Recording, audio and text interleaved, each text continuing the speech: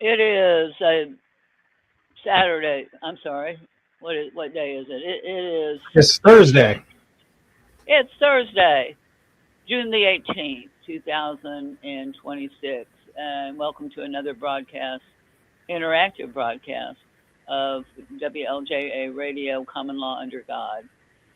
Um, we're doing episode 55. More obstacles to being fruitful. This will probably be the last one we do about being fruitful, and talk about the ignorant word usages and unequal yoking.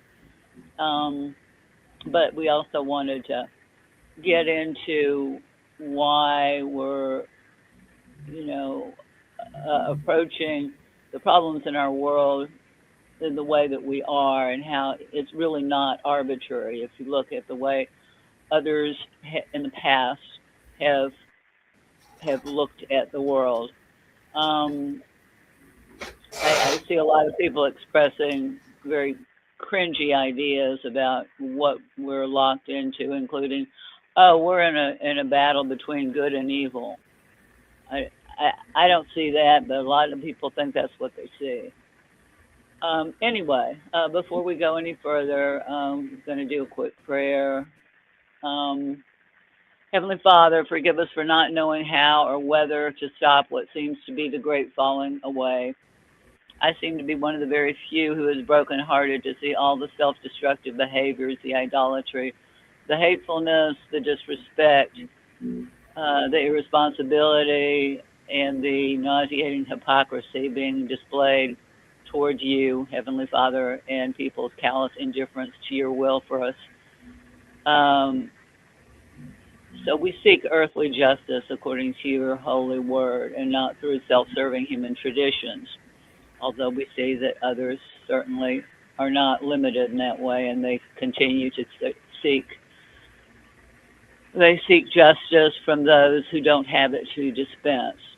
For the very few who will continue to carry on the work of honoring your justice through our court assembled in the blessed name of Lord Jesus, help us to know when to out our sandals in testimony against those who refuse to hear, see, or understand how close they are running as fast as they can to the coming captivity, if not something far worse. Um, for the very few with eyes to see and ears to hear, uh, please guide our discernment as we try to show the path to truth to the very few with the focus needed to achieve some measure of fruitfulness in the time that is left to this generation. In the name of Lord Jesus, amen. Um, okay, I wanted to look at, you know, some of the obstacles. I mean, these are just like nitpicky details, and there's also the big details, that prevent people from being fruitful. I don't know which is easier to tackle, but I like to start small and get a little success in overcoming those um, obstacles. Um, one writer um, has said that a big part of our problem is word usage. We're using the wrong words.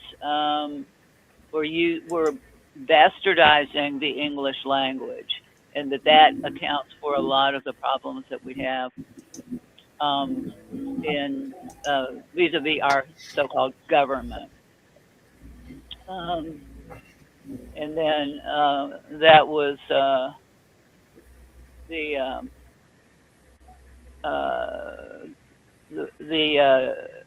the tree that bears the knowledge of what is that book that's written by the attorney from Florida. Um, I've got it here. He's the one that pointed out that our word usage is really getting in the way, and that makes sense if we look at the word in the mouth of our Creator God was powerful enough to create the world. In the mouth of the Lord, which could be and was transmitted by faith to the disciples in Luke chapter 9, 1 and 6. So the power of the Word of God has all kinds of creative and healing powers. Jesus was powerful enough to use the Word. He was the Word to subdue the sea, heal the sick, the lame, and the blind. One word healed the centurion's servant in Luke chapter 7, verse 7. Even from within our mouth, it's pretty powerful. When we get the word wrong, we are shooting ourselves in the foot. Ignorant word usage is important because words such as law, court, dollar, money, and God, those seem to be the big ones, are being promoted using conflicting meanings, oftentimes even within the same sentence. We're hearing a lot now about Noahide law, which isn't law at all. It's just rabbinical tradition. And Sharia law, which is Islamic tradition, not law at all. Then there is the substantial speech, the substandard speech that flags its user as being uneducated and therefore easy prey. When you don't even know, basic word usage or spelling, you're embarking on a written communication with the enemy. They will seize on your errors and weaken you. Okay. Now, some may think, well, we're just being arbitrary by looking at the problems in our world today from the lens of the Bible. But going back a few centuries, you have that schematic, that diagram pulled up, Frank, about Plato's cave. Yeah, I think it's on the screen. Okay, all right. I'm not looking there, so I didn't see it. Okay, the idea is that, for those who don't know, is if you got three people and there's no explanation particularly about how they got in this predicament, but they're being shackled and are unable to see other than in front of them. There's light behind them and the sun and a fire behind them, and they can see people going past, the shadows of people going past. They can't see the people, but they can see the shadows, and they base their perception of reality on what they see the shadows doing. So I think in the Plato story, correct me if I'm wrong, you guys.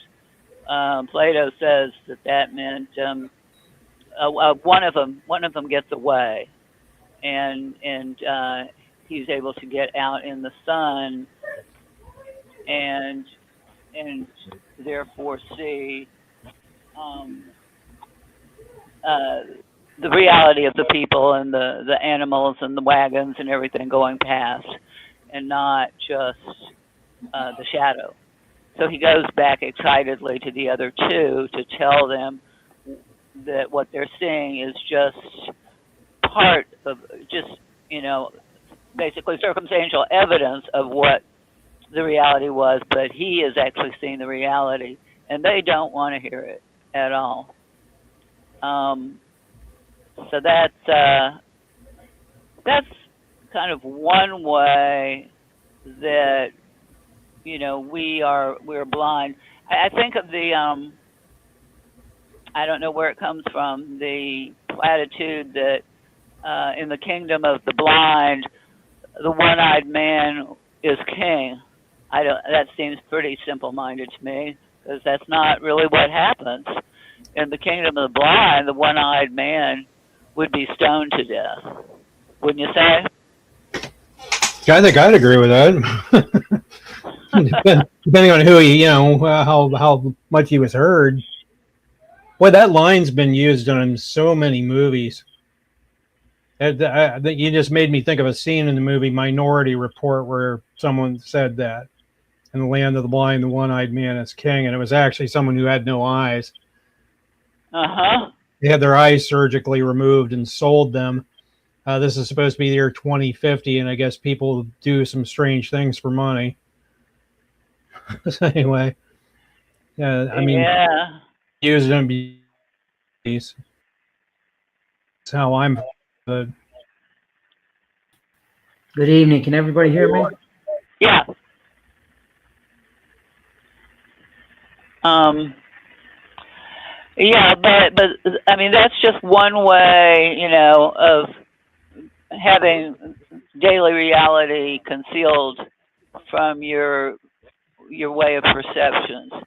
But there's other kinds of perceptions, other kinds of reality that you have no way of seeing, or maybe you're putting obstacles in your own path to seeing what is in front of you. Um, and For example, if you see everything in terms of politics, then everything is a function of that. And if we're having hard times, then it means that a particular people group is in power. Uh, if if you're if we're enjoying good times, um, then it's another people group. But I think we're getting past that perception. That I hope that that means we're getting close to understanding the very beginning of Genesis, that 126, that we're to take care of the business of life ourselves according to our standards. And, well, uh, with guidance from the Almighty. But we're not supposed to be delegating that to others. And yet, if you look um, at the ways that people have looked at their reality, well, for Plato, that meant the sun. The sun was the source of enlightenment, and sort of like the source of truth. He was still a pagan, so he probably saw the sun as being the source of wisdom and truth. Um, Now Jesus is is the truth and the light, um, and we've ignored that though. During the Enlightenment, there was a worship of knowledge, even before uh, during the period of Acts, during the first century, there was there were those who wanted to make a name for themselves and worship knowledge as a god, and Gnosticism. And Gnosticism has had various forms. We see a lot of it in the New Age, so-called New Age, that isn't new at all. Um, Saw it during the 18th century Enlightenment. Um, and I wish Mary Louise were on. She's got a lot of opinions on this. Then there's it seems like after that, Gnosticism developed into secret societies, or was being, displayed in secret societies. Um, Government or governance and politics seem to be the measure of reality for people by about the 18th century with the rise of the Illuminati. And again, that also involved ignoring Genesis 1:26 and delegating power and the duty to take care of business to those who were making who had formed really an oligarchy. It seems like every governance system is based on oligarchy, the rule of the few, ruled by a group of thugs. And this seems to me, if that's your standard, we're going to look at government as a source of reality. Then and government always means ruled by a group of thugs, regardless of whether the political government so-called system is said to be based on monarchy, because monarchy is really oligarchy. I mean, you can go back into history and there might be a monarch who seemed to rule with an iron thumb, but there's always the people in the background, right? That going back to the Roman Empire, there was Caesar was not totally all powerful, although he wanted to give the illusion that he was. Then I guess there was a period of rule by philosopher kings, or maybe that was just talked about. Open idolatry always has been a thread that's run through. Republicanism, jumping ahead to the late 18th centuries on the American continent. And that was, of course, the idea that that government would be based on the consent of all, and that's in their constitution.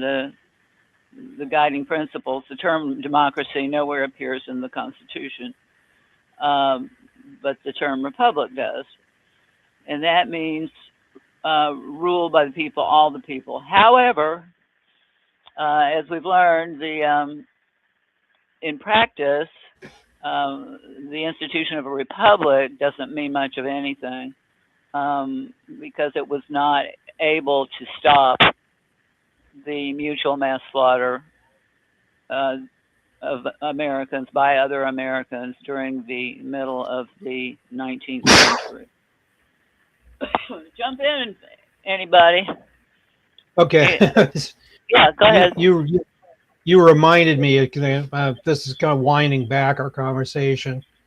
A lot of the ideas that people have are that you were talking about people running everything to the filter of government. It reminded me of the saying that when the only tool you have is a hammer, every problem looks like a nail. Yeah. Not sure if you're. That's a. Yeah, that's a good one.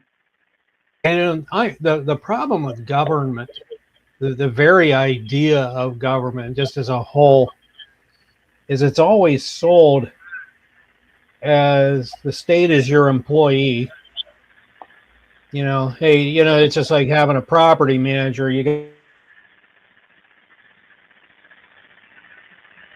And that works up until the day the property manager says, hey, your children aren't spending enough time in school, so we got to, take them off of you.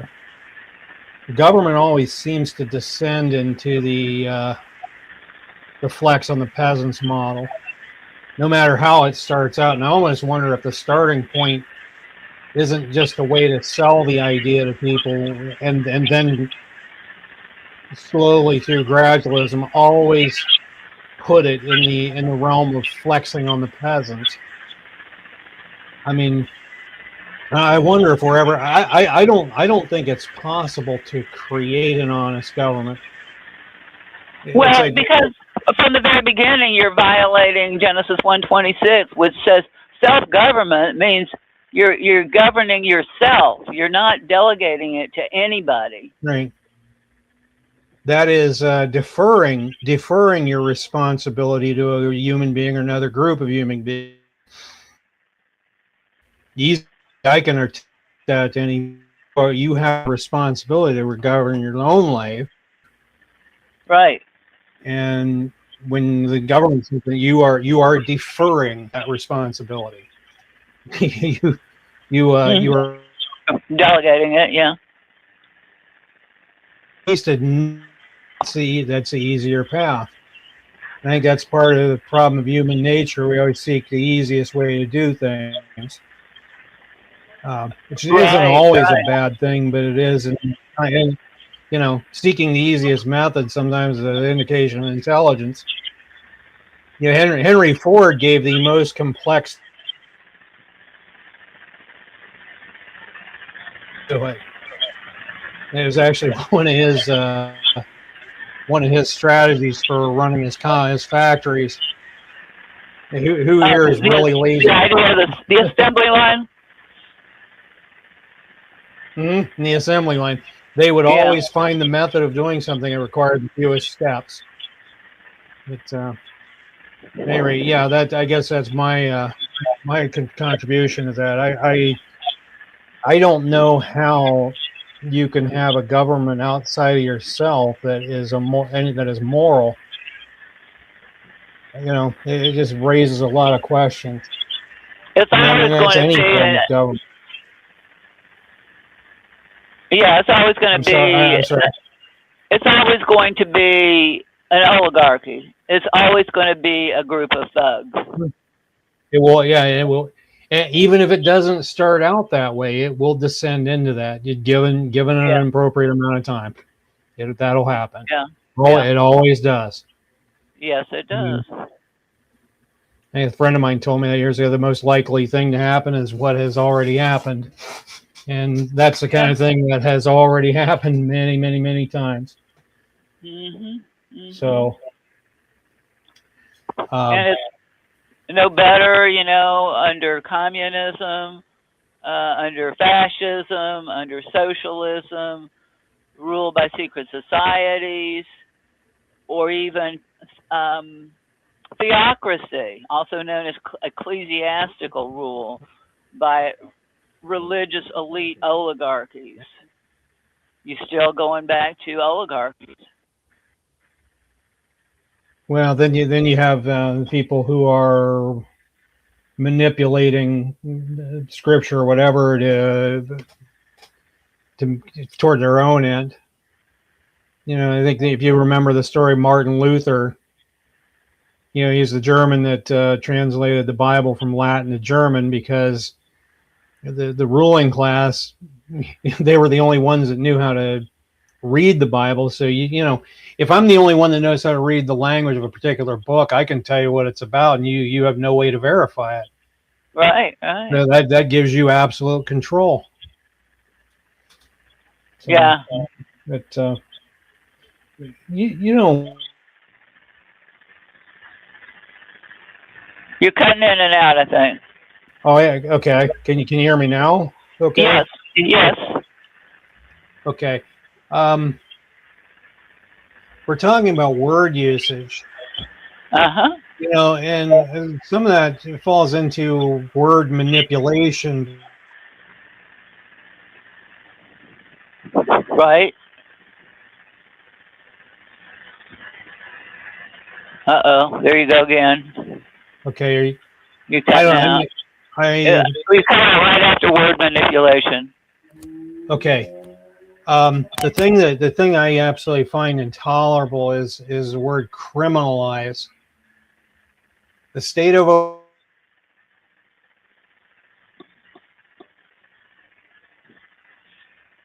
that is not a crime and turn it into a crime, because crime is based on morality. No one controls that.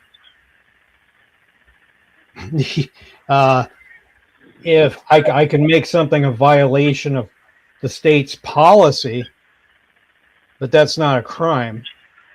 Well, you can't even do that because you're not really subject to the state.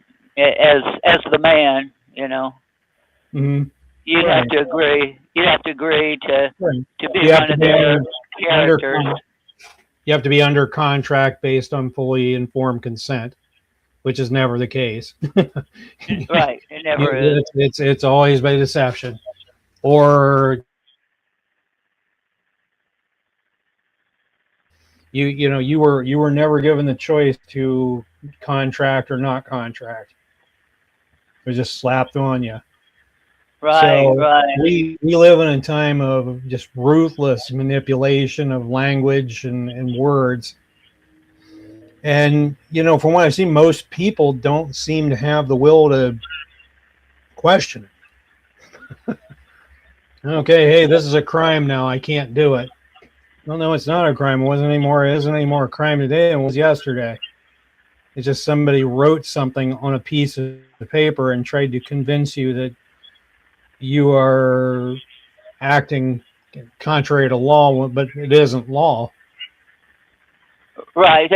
Yeah, and that gets drummed into us through the Mockingbird media. Lawmakers Mhm. did this. Lawmakers did that.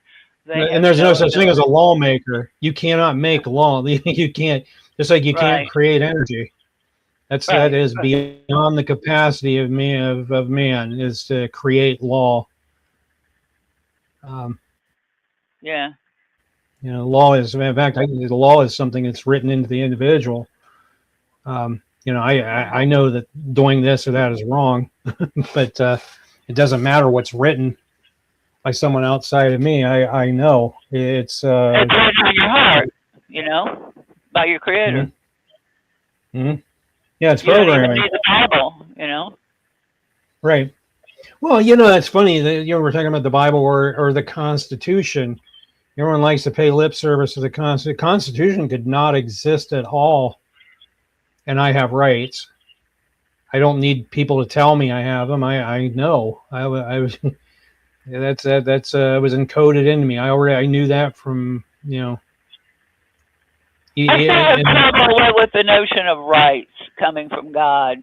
I'm okay with freedoms coming from God, mhm, and God tells us and writes it on our hearts what is wrong and what is right. So if you harm me, if you steal from me, let's say, mhm. then uh, you could say that that's because I had the right to be free of thievery. But do I? I mean, uh, the creator. If the creator is the potter and we're just the pots, how can it be meaningful to say that we have any rights at all? Um, we're subject to whatever happens, including the sins of other pots, and we might be able to avoid those, avoid being harmed by the sins of others, but oftentimes we're not. And so I don't know that we have a right to uh, basically that if we had the right to be free of other people, of the consequences of other people committing crimes against us, then how could how could those crimes occur? And how could the person, the man or woman committing that crime, be really free if they could not express their evil in their crimes because there was some roadblock put in their path because I had a right.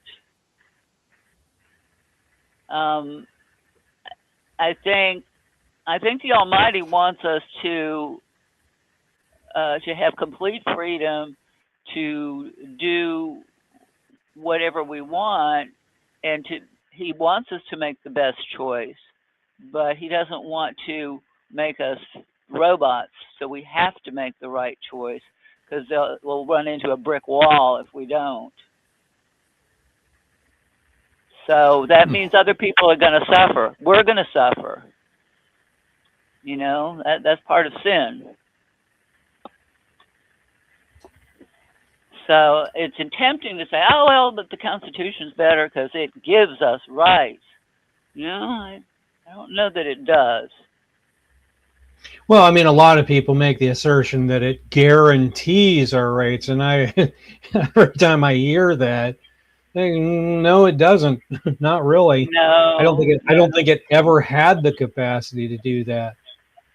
Now we're back to Lysander Spooner. This was a uh-huh. document written by men who have been gone for a long time, and you can write whatever, but I don't think any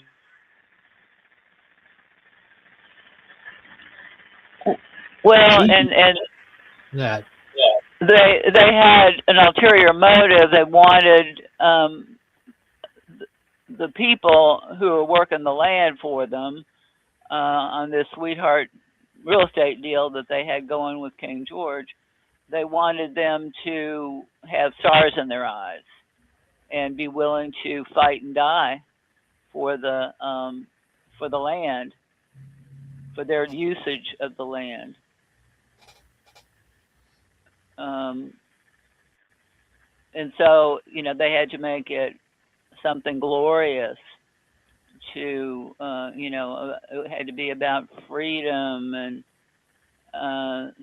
the freedom that we already had. I guess to their credit, the early settlers did not completely fall for that. They very few really were willing to step up to the plate and fight for the Illuminati's that the Freemasons that were running the country at that time. That's why they had to. That's why the wars were costly, because the people had not had the wool pulled over their eyes sufficiently that they were willing to go and fight and die for their overlords. Um, so what happened is they had to hire others like the Hessians, among The others. German mercenaries. Yeah, right. We're reading that. Yep, the Hessians were their German mercenaries. Mhm.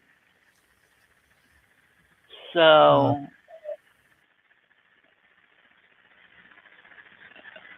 Culture we live in. The very first time that I even became aware that there was something called a Hessian was in a Warner Brothers cartoon.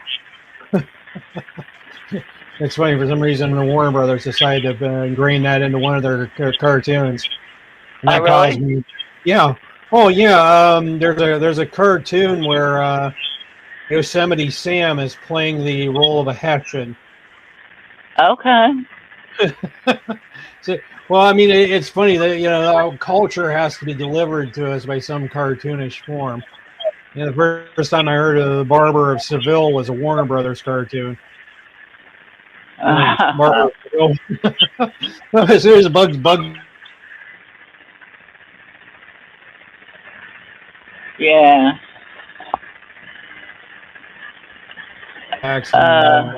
and culture. But anyway, yeah. Getting back to what we were talking about originally, I think if someone is asking me to fight the first thing or to take the life of another human being, what I want to ask is what's my interest in this? What's in it for me? Well, I mean, and then maybe that sounds a little selfish, but you want to what am I giving up, and what is there a genuine interest in my part? And that's why this whole business with Iran is falling on its face right now. Nobody wants to get involved with that, and you can't blame them. Okay, let's see. Right. I'm going to go to Iran and fight with a pure military for the expansion of another country that has nothing to do with the United States. I think I'll pass. Right. And Well, what if they paid you $100 million to do it? Then would you do it? no. Okay. I'm not trying to make myself aggrandize. There's things I won't do for money. Uh huh. Yeah, I won't debase myself for money. I won't take another human being's life, an innocent human being's life for money. I won't do that. So, and I believe me, I've been in the military. The military is you're not going to get rich. Like nobody's going to throw big money at you. No, so why do people go in the military then? Well, I'll tell you what, if you want my own personal experience, I was 18 years old and had no idea what I wanted to do with my life. The military was basically buying me some time to figure some things out. And it's funny, I think in a roundabout way, I never had a role to play in this world. My role, I guess, from coming here was to dismantle it, not to make it grow. I mean, I think that on some level we know that before we come into this world. Oh, before we come into this world? Oh, sure, yeah. I think so. I mean, I remember sitting in second grade, looking out the window all day. Why am I here? I'm not really learning anything. I learned a lot before I ever went into the public education system. Yeah. My second oldest sister had me reading before I went into kindergarten. Well, my parents taught me stuff because I had a hard time learning anything, and they did not want me throwing a hissy fit in school. That would have been embarrassing. So they had to teach me everything beforehand. Mm-hmm. So it wouldn't be a surprise. Well, I mean, here's the thing. Once I was there, I couldn't focus on anything because the environment was so horrible. I mean, school, public education it's a lot like prison. Yeah. I mean, I've been, it's funny. Someone made the joke that they thought elementary school was preparing you for prison when you got older because they institutionalize everything. You're trained to do everything according when a bell is your response. And you have you're regimented. Yeah. Yeah. You go out to recess at a given time, just like jail. Jail has recess too, except in jail they call it rec time. And if you're not in an actual jail, you're in an open jail. You're in the jail, the plantation jail, free range. You're just outside. You know, there's no block. Like kindergarten. Just like kindergarten. Well, kindergarten, I think that's interesting, Keith. Kindergarten, child garden. You know, right. Kindergarten literally means that child. Kinder is child in German. Mm-hmm. Mm-hmm. Well, isn't it funny? They held me back twice in kindergarten. You believe that? I'll tell you what, they wanted, I'm not joking, my mother and two of my teachers fought it intensely. They wanted to put me in a school for children of diminished capacity because I thought there was something wrong with me. And I went into kindergarten knowing how to read. So that there was something really suspicious. Well, isn't it funny? If you don't talk or say anything or you're real quiet, they think something's wrong with you. Yeah. It doesn't mean anything. You're just discerning. If you don't join in with the group, you've got to be part of the group, even when you're 5 years old. Yeah. Right. If you're not, then they're going to say, oh, well, as I told my parents, we think she might be autistic. She's not. She plays by herself, not with others. She doesn't play well with others. Yeah, they said I was slow or something like that, or Yeah, it's funny. The slow kids are usually the ones that got everything figured out. I mean, it's crazy, but they just don't feel like. Well, here's another part of it. I'm finding here I am. I'm 57 years old. I try to explain concepts, ideas, things to people, and they're never. I've run into very few people that are either receptive of it or have the bandwidth to be receptive of it. Right. But the attention span to follow the completion of the thought. Mm-hmm. So, and I'm not. It's not like I'm trying to brag but I have a hard time. Yeah, there's a saying that a good idea sells itself. Well, I guess it just depends on who you're trying to sell it to. A lot of people aren't buying. That's just that's a thing. And it's funny. In my whole life, it's never gotten any better. Right, right. I stopped going to meetings at work when it was all sort of it was kind of a community speak that was accepted. You had to speak a certain way, and in a way, it was kind of cool. There was a kind of a poetry to it, the way the marketing folks would speak, and but getting these meetings, and there's a woman named Sarah Cooper who has a lot of really interesting satire about meetings, what meetings are like in the corporate environment. Well, I was in this one meeting, and these sayings are popular, right? It's popular to go with the crowd and kind of kowtow to the whatever the leadership is presenting, but do it in a way that makes you seem like you're not going to ruffle any feathers. And one of the popular and more meaningless tautologies was to say it is what it is. Oh, And jeez. and so now that'll gain you instant popularity Is in what it business, is. Yep. right? Is what it is, right? So, but I was in a meeting. I was in a meeting with other engineers, and someone said this, and I said, "I'm sorry, I don't buy it." And they're like, "Well, what's the problem, Frank? Do you have something to say?" And I said, "Yeah, I do. Because we're engineers, and if we say it is what it is, we're not doing our job. It is what we make it. If we want Yeah. to, be serious about being engineers, and if we decide not to change it, that's a decision too. I mean, that's decision based on other factors. But to simply give up and say it is what it is means, we don't need to be here. None of us." Well, you're supposed, as engineers, you're supposed to be more than just tools of the client who wants a bridge built, let's say, or a machine built. You got to have you, you have other obligations more than just what the client wants. Like about safety and obligations to the public and stuff like that, right? Yeah, well, there's so many. Also, they add their layers of acronyms. When I first started working at Ford Motor Company, I'd never heard so many acronyms, and I'd done defense work and other things, and where there was a lot of acronyms. But I got to automotive, Are you and in the not military, only Frank? no, I'm just curious. I worked as a civilian for And in a the couple of different places, but military is jam loaded with acronyms. PACE. well, I've worked for the military, but not Mhm. as a but as a civilian, and Mhm.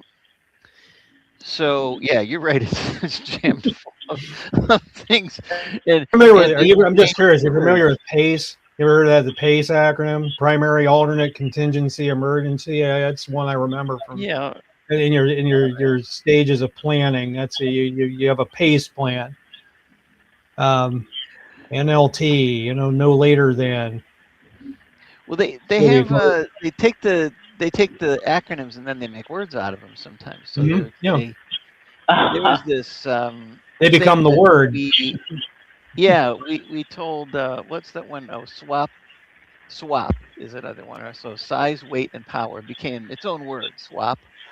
So it was an acronym that became a word, and and then and there was another thing, a project we were working on called Software Superhet, and some CO got a hold of that, and he came into the meeting and he said, "Swish," right? He started saying "swish." He says, "I want my swish. When's my swish? When's my swish going to be ready?" And so, so he just, it all turns into, and then you can't even follow anything anybody is saying. So I was in one of these meetings at Ford, and they were throwing these 4 and 3 letter acronyms around like crazy, and I could not make head or tail of it. And I said, So mean time before failure, MTBF, and FMEA, failure mode effects analysis, these kinds of things. And they're just piling on these alphabet letters. And I raised my hand and I said, so like, tell me where between the MTBF and the FMEA does it geo in the CAR? And then they're looking at me. That's funny, Frank. They're You, looking you at me just like, reminded me of a.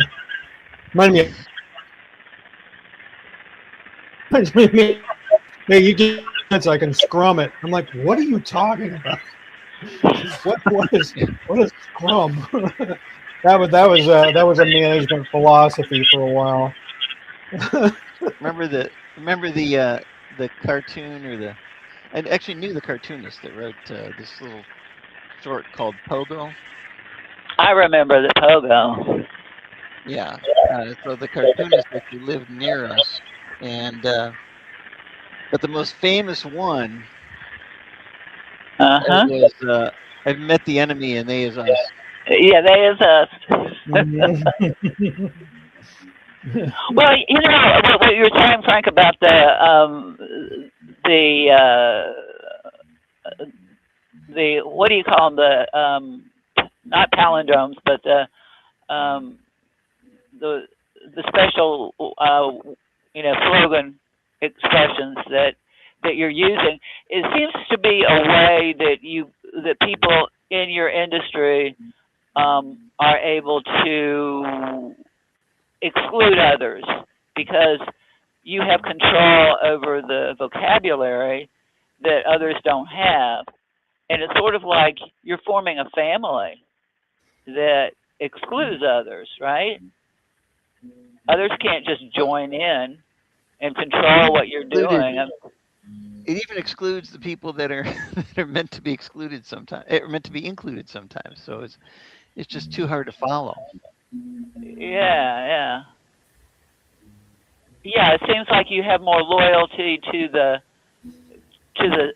speech, the artificial speech, the system, that that is created to develop some sort of maybe a camaraderie or a family type bond that will exclude others, that will develop loyalties within that group because it it's easier to have loyalty to people that if you can't even communicate with people outside the group, at least you have some chance of communicating with people inside the group, right? If E- you've been taught this Even special worse, language. even worse when I was working in areas where it wasn't my first language, and so I was in a plant in Brazil, and I kept seeing all over these boxes. I kept seeing these labels K7, K7, and they would be talking about and I'd see the labels pop up, and even big aisles marked K7, and this was back in the early '90s. So it was, and the letter K in Portuguese is Ka, and 7 is Seche. So you put it together, it's cassette, and the same way you would pronounce the word cassette in Portuguese. And what they were just doing was labeling where the cassette radios were being held, and it, it was just confusing because I'm spending all this time trying to figure out what the heck K7 is. Mhm. Mhm. It's funny you say that, Frank. Cassettes are coming back. That's something that I have a 3D printer. I could start 3D printing them if I wanted to. But it's funny the things are coming back, and because there's apparently a demand for it. So I hope I didn't go off on too much of a segue there, but I thought that was funny. There are people now that are pushing to bring cassettes back. I don't know. What's the advantage? I'm curious. I don't know. I'm gonna go out and say it's a sentiment because it isn't. I don't think the sound quality's any better. Oh yeah, okay. Radio Shack. Boy, do I miss Radio Shack.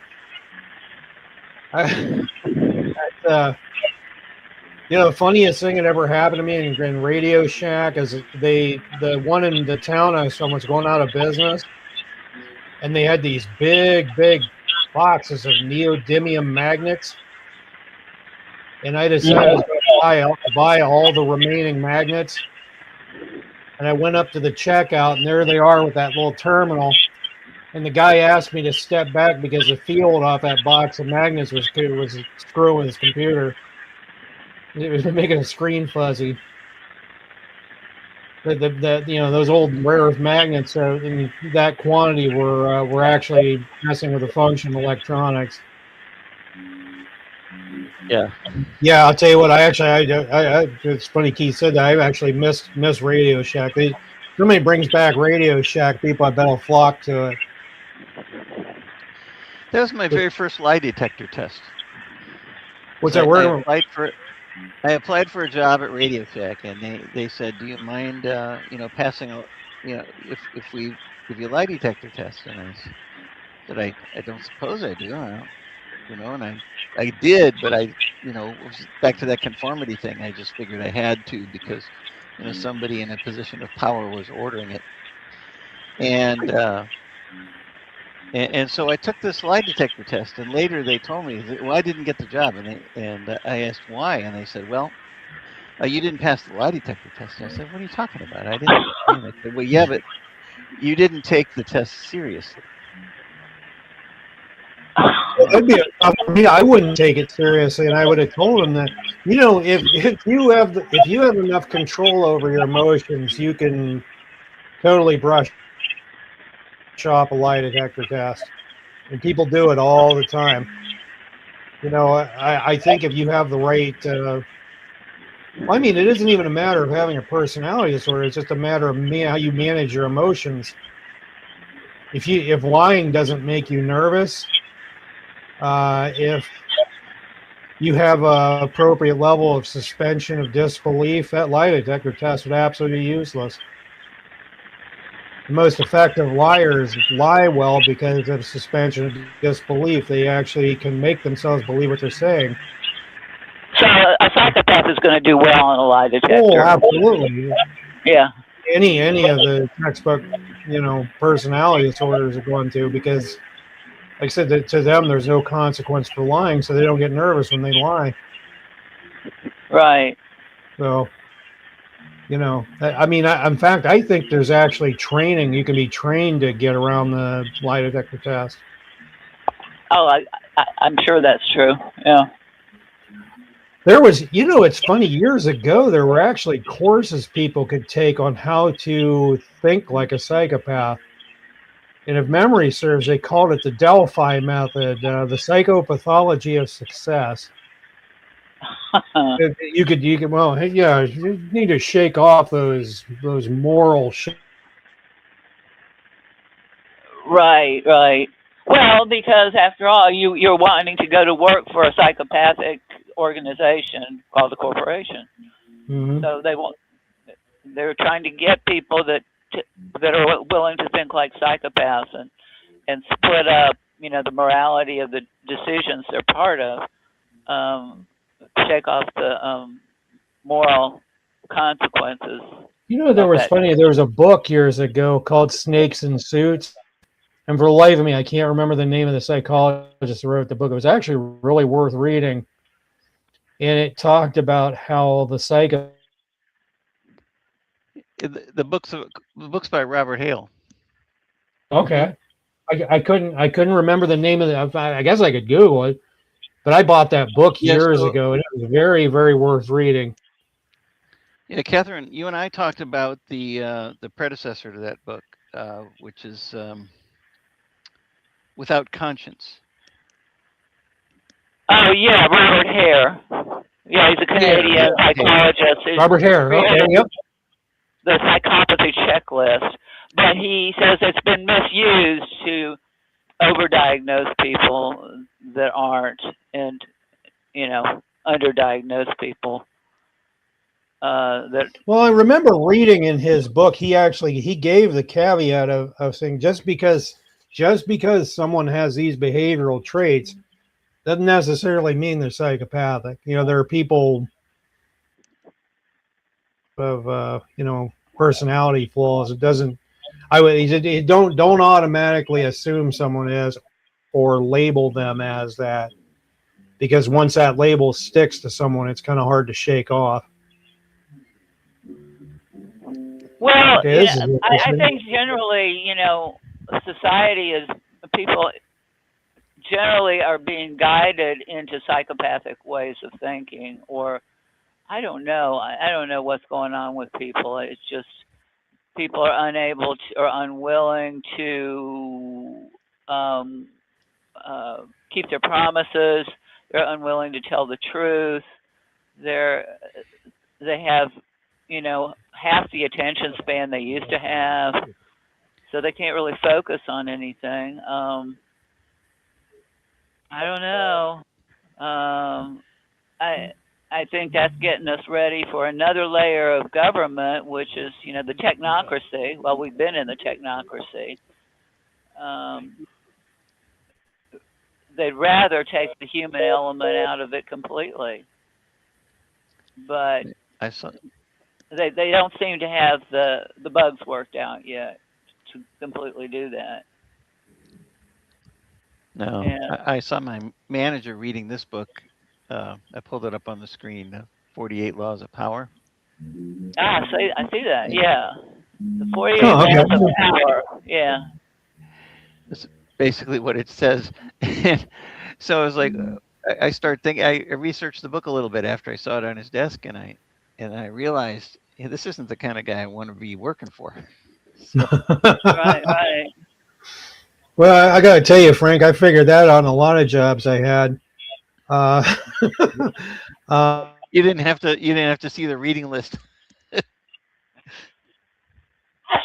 minutes. I mean, I never forget this. I was at a meeting and I wanted so badly to suggest something to the owner of the company and the CEO of the company because they actually attended our meetings.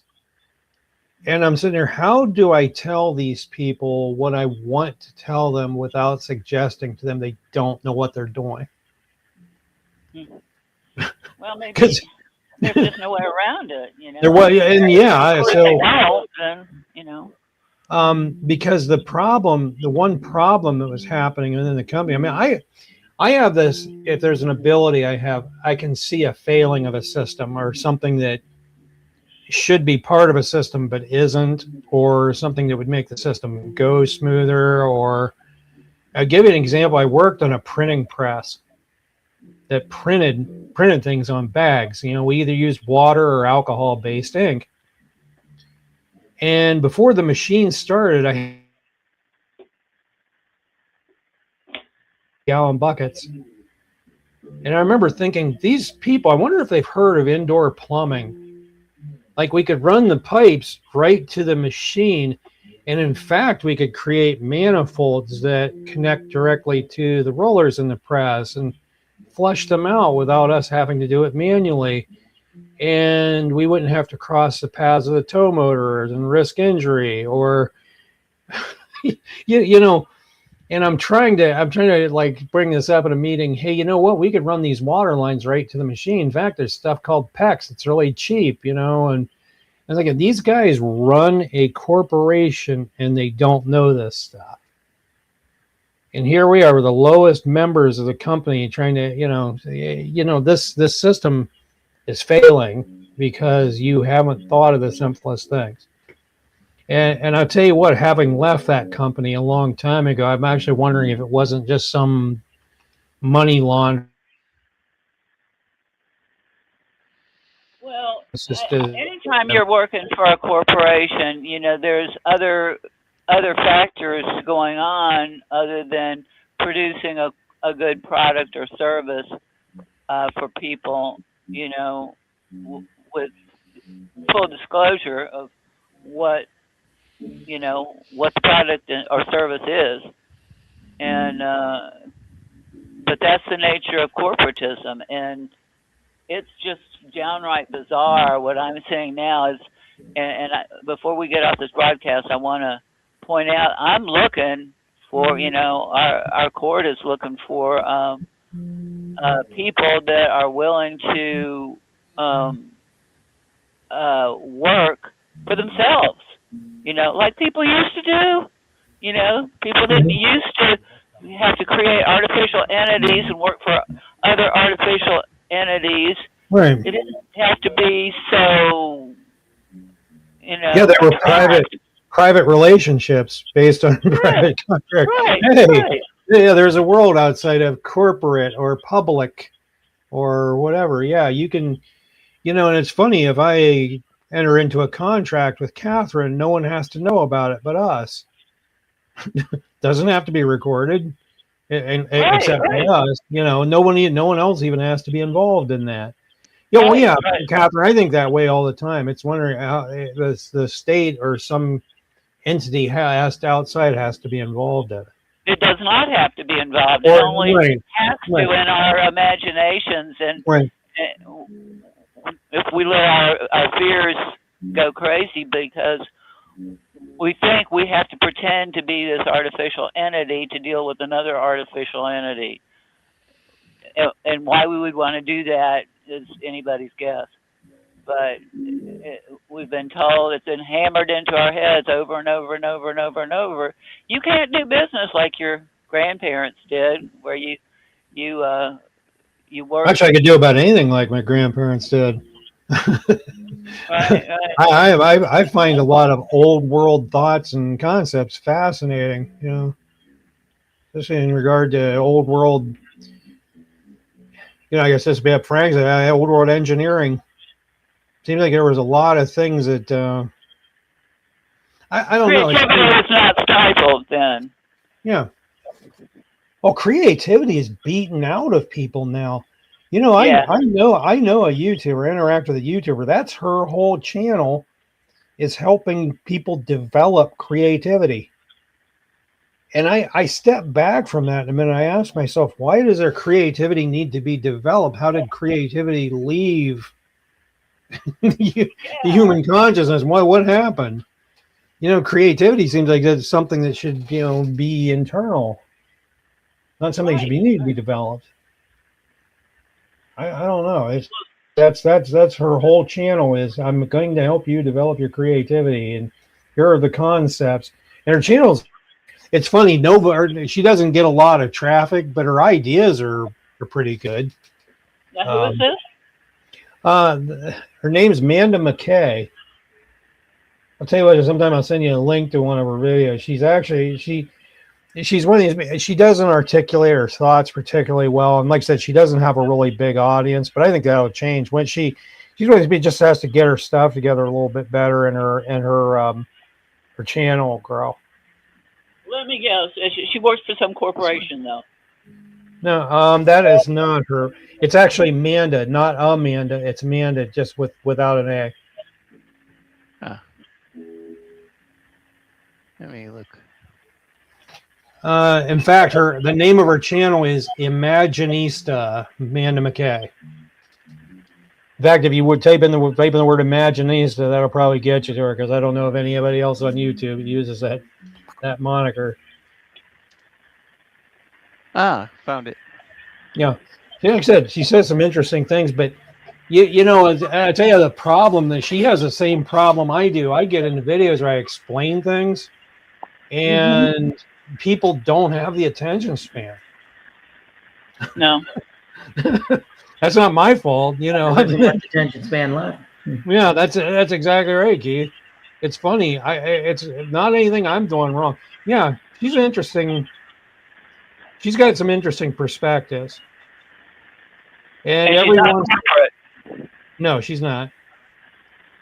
That in itself is so unusual. I would have to see it to believe it. Yeah. Well, I'll tell you what. Maybe I'll send you. Well, the link to hers. Yeah, please. Well, I mean, I think we're gonna double her view count right here because. Yeah, that's what I'm saying. She doesn't get a lot of views. How many followers does she have? She has 72 subscribers. I'm one of them. That's it, huh? Yeah. Well, yeah. You know what? Well, here's the thing. I gain 5 subscribers a day on my channel. just from one video I did. I did a video on a Tesla, and it seemed to get people's attention. It's funny, people are, the Tesla turbine patented in 1924, and it still has a lot of interest, but you don't see it in any wide scale use. Funny thing that you got guys like me making 3D printing them, but they could be powering our cars, but dare to dream car had one moving part and was completely not subject to failure of any kind. You know, it's I don't know. That's something that's crazy to me. I think you'd enjoy having a.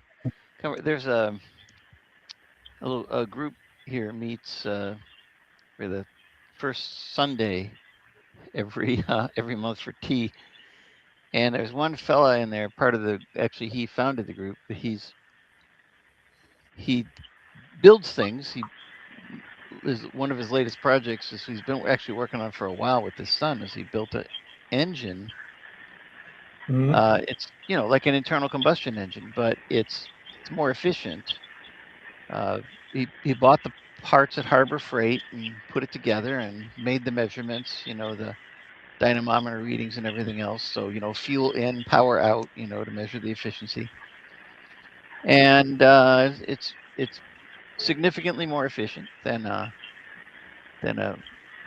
internal combustion engine. It's still burning. I mean, it's burning fossil fuel to we're burning Right. alcohol or burning some carbon thing, but it does it more efficiently than the standard Otto cycle internal combustion engine does.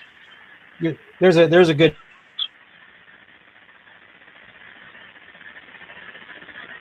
Aurelius thinking an inch. You ask yourself, what is this thing? What does it do? An engine burns something and converts that burning into rotation, torque, power, whatever. And once you look at that and you ask yourself, the engines we use, does it do that the most efficient way it can be done? And I think you find that there's a lot of alternatives or a lot of ways it could be done that isn't. I think we made a giant mistake getting away from steam. Because if you look at a burner works better than any carburetor or fuel injection system on Earth because you're burning that fuel completely. You're not relying on something like deflagration where, hey, how fast can this burn before it gets chucked out the exhaust valve? Steam engines don't have that problem. It just completely burns the fuel, and you can chemically modify whatever you make it even burn more. It's crazy to me. If you drive an electric vehicle, in most cases, you're driving something powered by steam. It's just that steam is 10, 15, 20, 100 miles down the road, with 40% transmission loss. But I don't know, that's an idea I don't seem to be able to sell to. I've been knowing on YouTube for a while now, and I think people read it and oh, that's nice, but I'm just going to go back to doing whatever I'm doing. But it's interesting to me. Yeah, there's a lot of people that I think are into it. They know what a turbine is, but they're thinking, well, it's never going to appear in anything mainstream, so they just have a passing interest in it.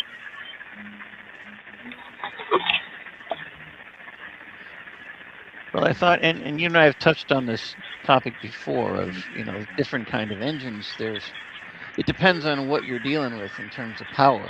If you've got, like me, if you're living in Texas, you've got a lot of sunlight, and maybe there's a lot of things you can do with that sunlight. I could set up a Stirling engine in between. Oh yeah, you and I have touched on that, Frank.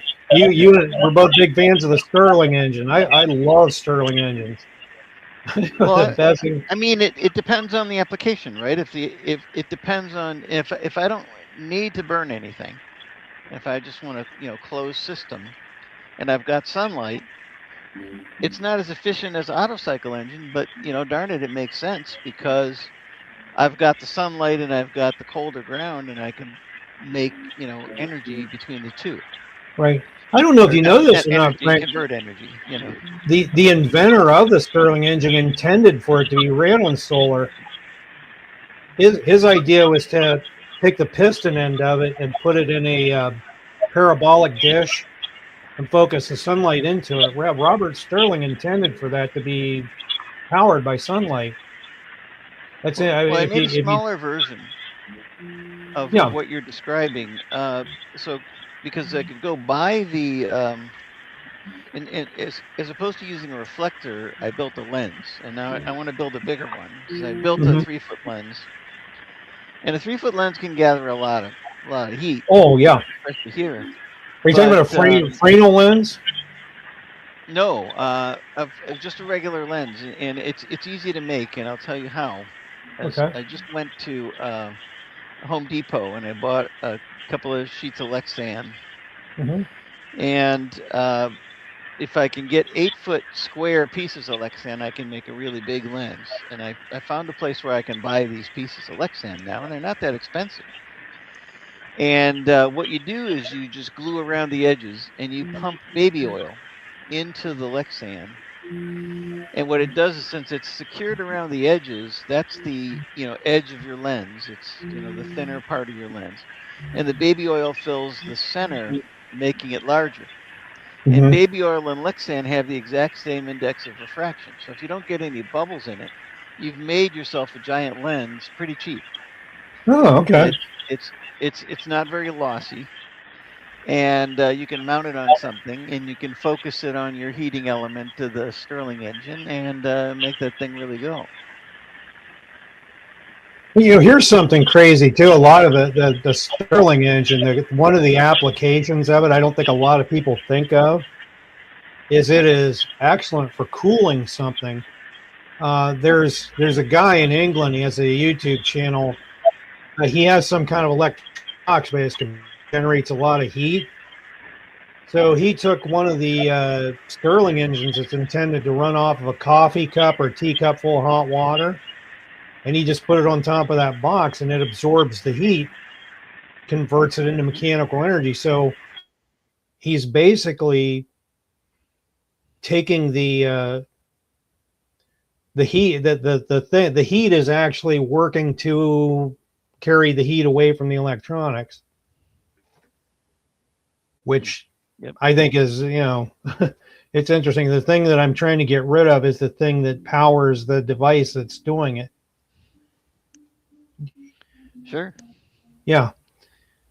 I mean, that's an application of a Stirling. I hadn't thought of it, but he actually uses a really interesting twin beam version of it from a company called Contact in England.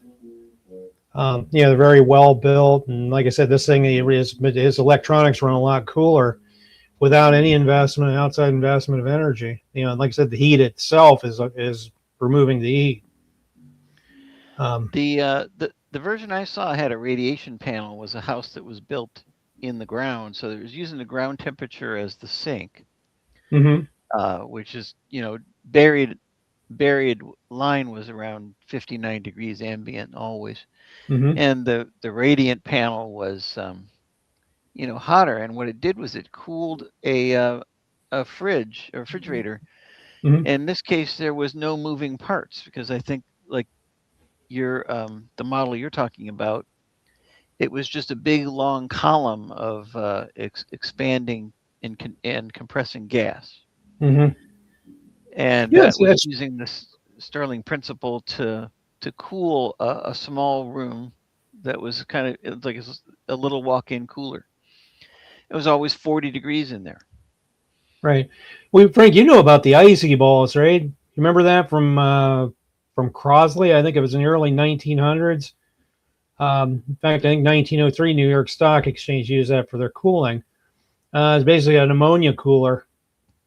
One Yeah. end had the ammonia being heated with kerosene or whatever, and as it cooled down, it absorbed all the ambient heat from the room. In other words, it wasn't so much cooling as it was absorbing it. and you actually still have a version of that being used today. Well, Like a the lot art, of folks don't know. You don't have to have like an R, 134A refrigerant type of gas. You can use ammonia. ammonia and butane is another good one. Except it can light on fire, but Yeah. uh, but it works as a compressible gas as in air conditioning applications Hmm. because it's got the right vapor phase temperature and all that stuff for if we're talking about environmentally in environmental cooling that's in the range of room temperature. That's one of the gases that works well. uh, so ammonia, butane, of course R134A, which is it's getting harder to get. You can get it now by passing an exam, uh, and there's still not too many restrictions on it if you pass the test.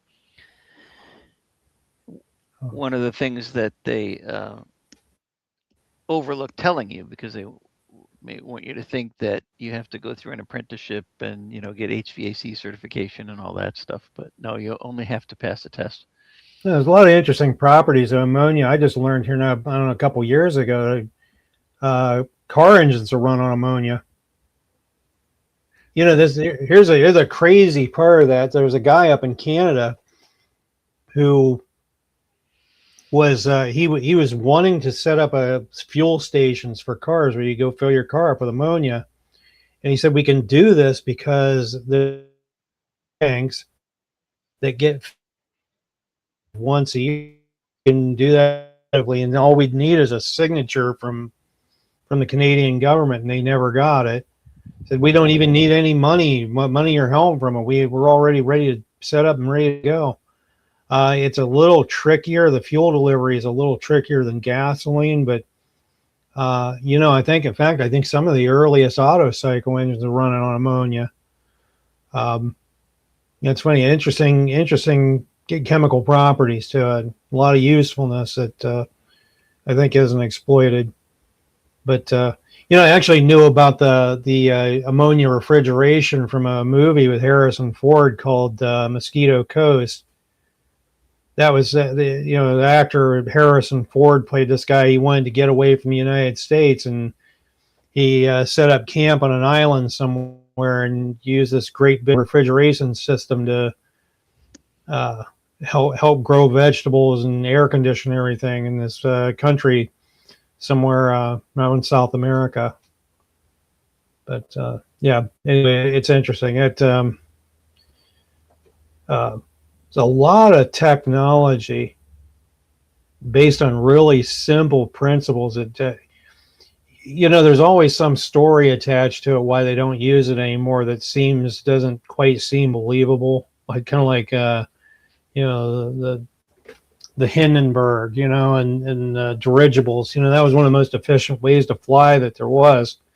You're riding around a big hydrogen gas bag powered by diesel engines. There is no more efficient way to fly than that. And then all of a sudden, there's an accident happens and people stop using it.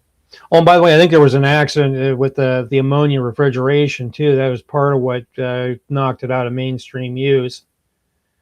But and I thought that was kind of interesting.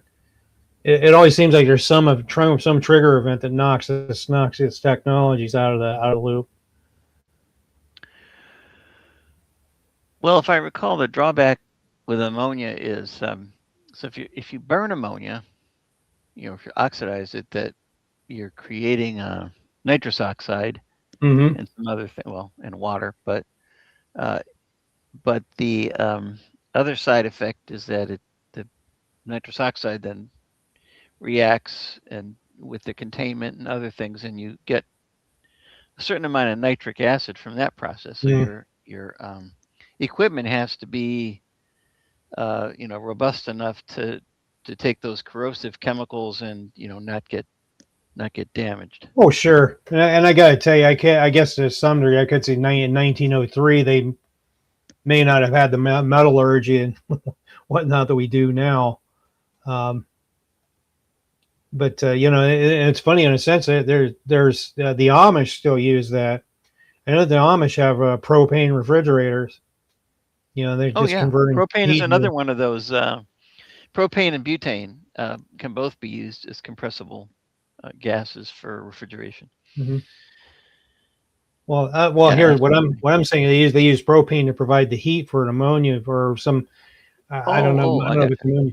Okay. Yeah, I don't know if it's ammonia, but it's some other chemical with the same properties that they use for refrigeration.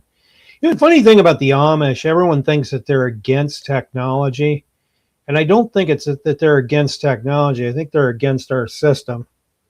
I don't think they have any issue with technology. I think they don't want to be wired into our power grid. They don't want to be controlled to that degree because there's a lot of control that comes with that. I mean, I've known a lot of Amish Different. people in my life. I don't think that they were inherently opposed to it. A friend of mine had a machine shop. It was all ran by diesel engines. I mean, if they had a problem with technology, they wouldn't have been using a diesel engine to run their shop machines. No, I think like you said, it depends on the order too. Oh, What sure, yeah. There's a lot of different Amish uh, orders. uh, and I've seen a variety, myself, and we lived fairly close to Amish country in Ohio for a while, so uh, I was exposed to it. My wife and I we attended a Amish church service as we were driving down some back roads, and we were invited, and decided that would be that would be nice, and we They're attended interesting a couple people meetings. because I used to work in well, I've worked in Sugar Creek. I've worked in geez, I can't even think of the name of the town now. It's a little east of Sugar Creek or west of it. Berlin, Walnut Creek, Berlin. Yeah, I used to work in yeah. Berlin. Hmm. Um, that town's changed a lot since I've worked there, but you know, there was a time when Berlin was bustling with business. I mean, you couldn't, you didn't dare try to go through there on a Saturday because the traffic was backed up for miles before you even got into town. Yeah, Maybe there's a lot of business going on there.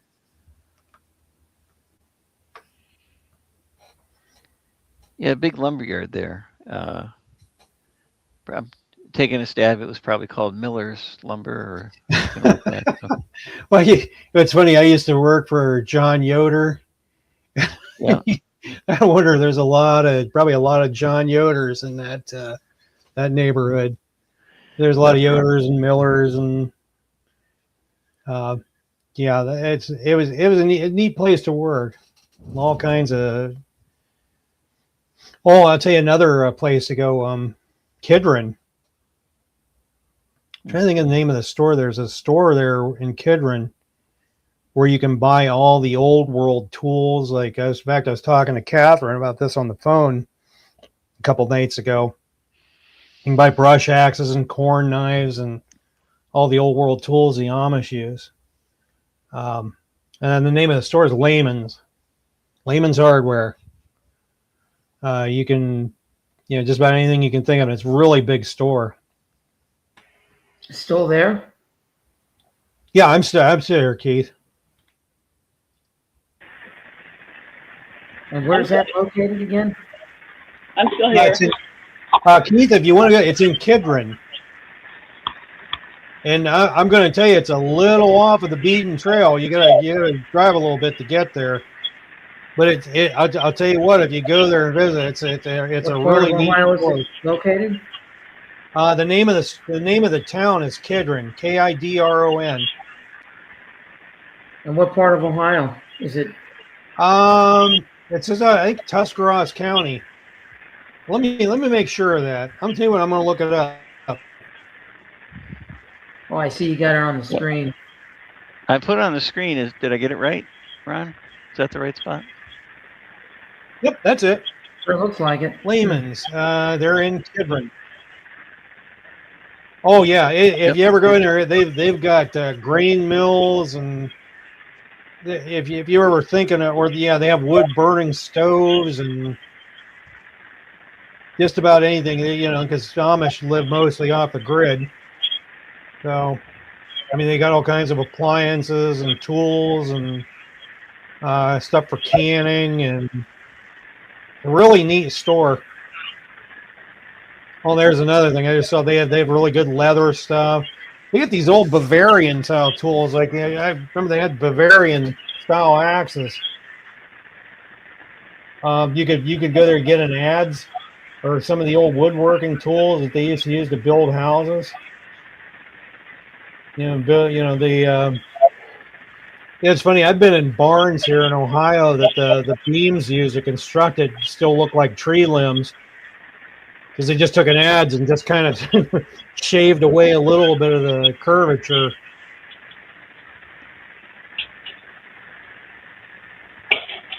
It's an interesting. So yeah, if you get a chance to get up that way, it's a neat store to visit. I think I've been in their store. Yeah.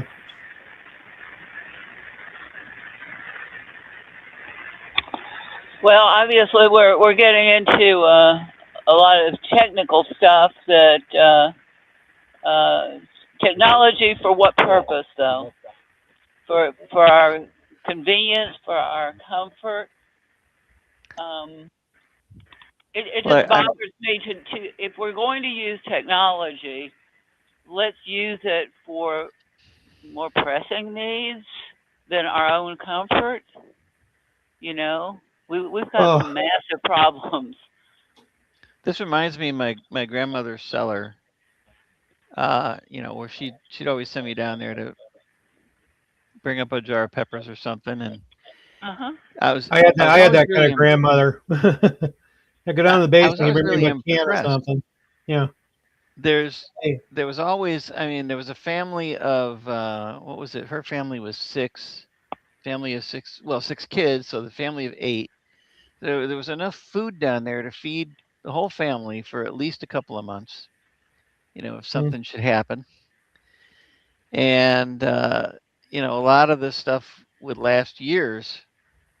Just the canned stuff. It was canned in bottles like this, which is reminded me of her cellar. And I really, we've lost some of that old world knowledge, like you were talking about, Ron, to the practical aspect, the practical uses of technology, the the simple things like you could salt a ham hock and hang it in a basement and let mold grow on it, and it would last, and that would Well, preserve it's it. funny. The mold was actually my father talked about that a lot. You just cut it off and eat what's underneath. Yeah, he talked about that growing Yep. up. Just cut it off because it's Yep. actually preserve. It's acting to preserve the meat. And I got a lot of that stuff on a thumb drive somewhere. The old techniques that they use, like nixtamalization and some of the other chemical processes they use. Um, there's something called lye hominy. People used to actually take ash out of their fireplace, mix it with water, and make lye, and they use it to condition the corn and their hominy to bring out the nutrients of it. It's an interesting. It's called nixtamalization, and I still got that. I don't know. Maybe I ought to put it somewhere where it won't get EMP'd or erased.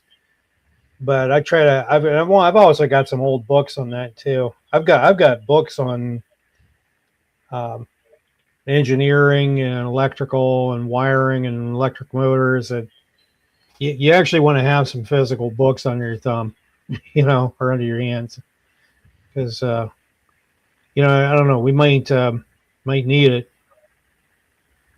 but So yeah, we'd pass this. Now, I mean, my grandma got the knowledge passed to her, and she mm-hmm. passed down not from a book, just from Well, it's tradition. My telling us. grandma did this, taught me this, and pretty soon that's hardwired into you. My grandparents grew a garden every year, and I'll tell you something. Here's what's funny.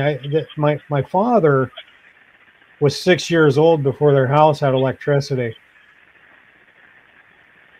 and I honestly think that had a negative effect on his health Because if you think about it, we've been conditioned to certain things. Like, we've grown up in houses with electricity our whole lives. And, my father's diabetic and he's got all these health issues. And I'm almost certain electrification had something to do with it. I don't know how I'd prove it or demonstrate it, but I'm fairly certain there's some of that involved with it. There's a book called The Invisible Rainbow where the author goes into the negative health effects of alternating current at 60 cycles per second. But as getting back to that's whenever I went to my grandmother's house, they had the same thing going on in their basement. They had mason jars of food. It seemed like went down the whole wall of the basement. They could have. Well, to tell you the truth, on one level they were cut off from everything because they lived out in the middle of nowhere. They weren't going to the grocery store every week to get things.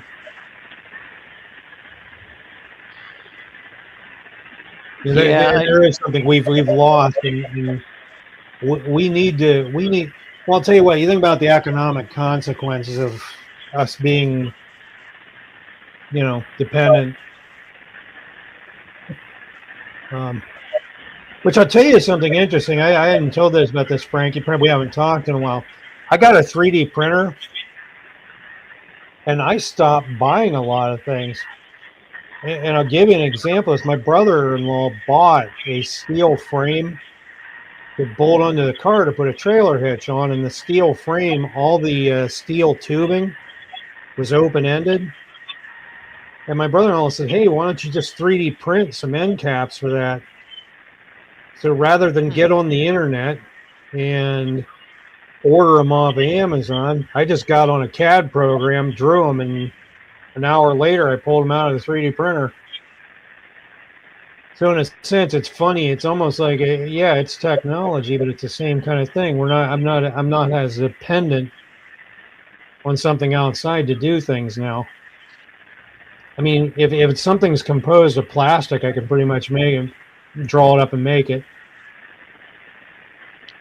Not crazy. Making our own replacement parts is another way to. Oh yeah.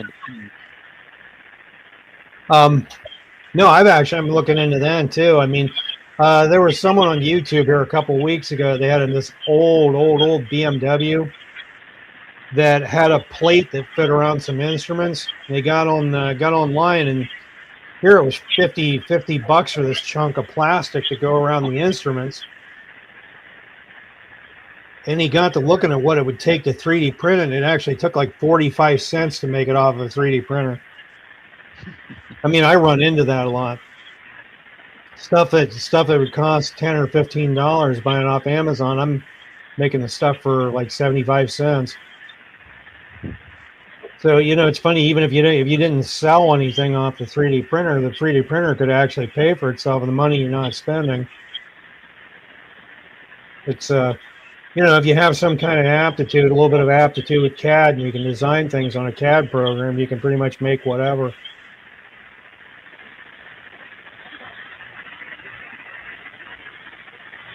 I'll have to pick up with you after the call. I want to get your thoughts on. Okay. Yeah, we were going to discuss you were telling me something about tracking satellites. I actually do find that interesting. I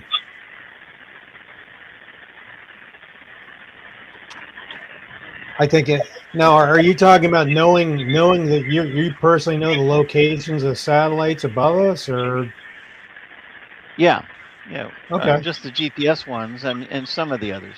Okay. There's some they're not going to be so easy to find, but the. I'm sure. Yeah. I'm sure there's so many of them. It's hard to track them all. There's so many. Yeah, there's a lot. They may be tracking us, so it might be worthwhile to track them. Sure. I mean, I got to tell you, I think they're probably doing a lot of those things with those satellites we wouldn't really be all that fond of. Tracking us more than we'd like to be tracked.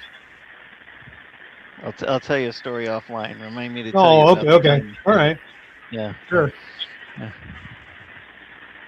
Another thing, I'll tell you what I shows with you. Since we got a minute here, Frank, I actually made a little handheld engine with its own transmission, and the transmission is based off of something called a Whitworth quick return mechanism that was patented in 1850.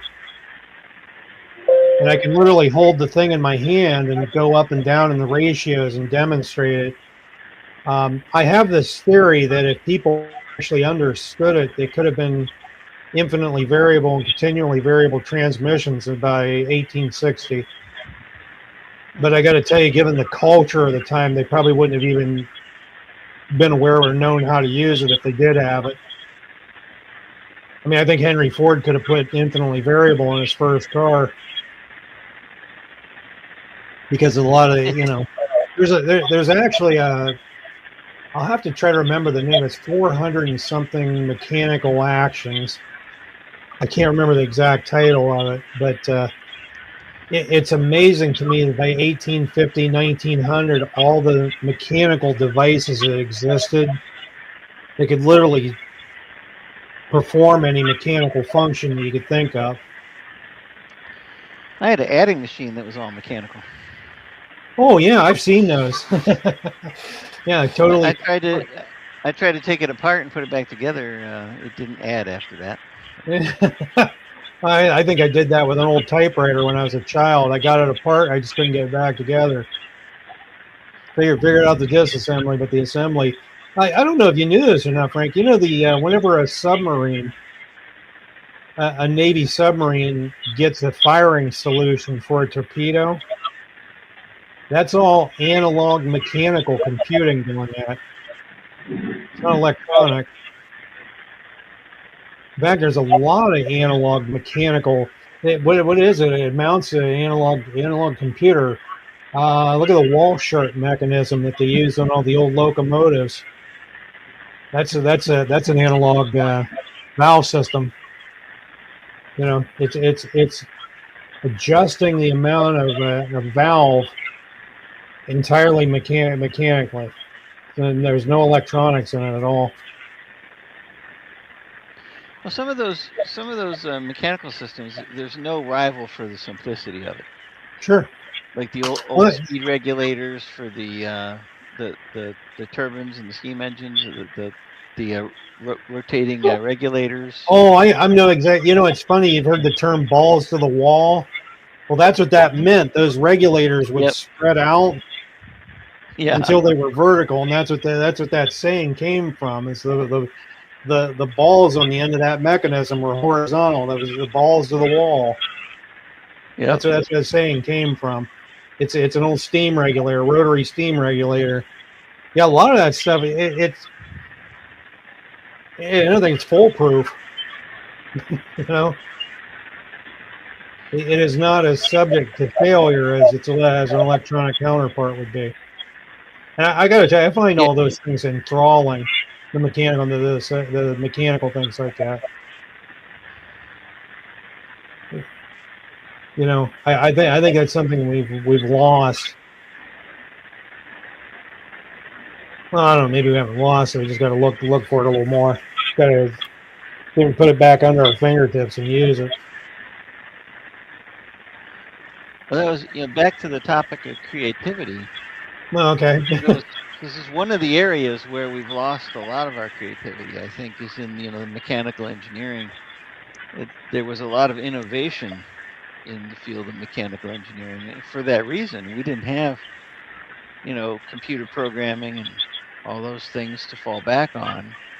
We were relying on the mechanical system to kind of control itself.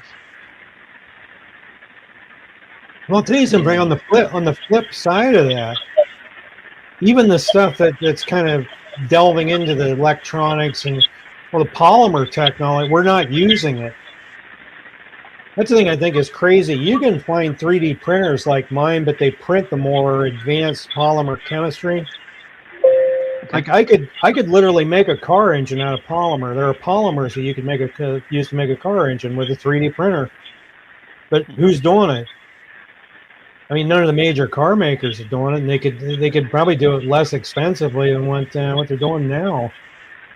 And it's funny. It seems like that's something that they're all trying to get away with. Let's get away from the cheap, easy fix. And well, I mean, I think you know that they're trying to make it to where you have to go to the dealer to fix your car now.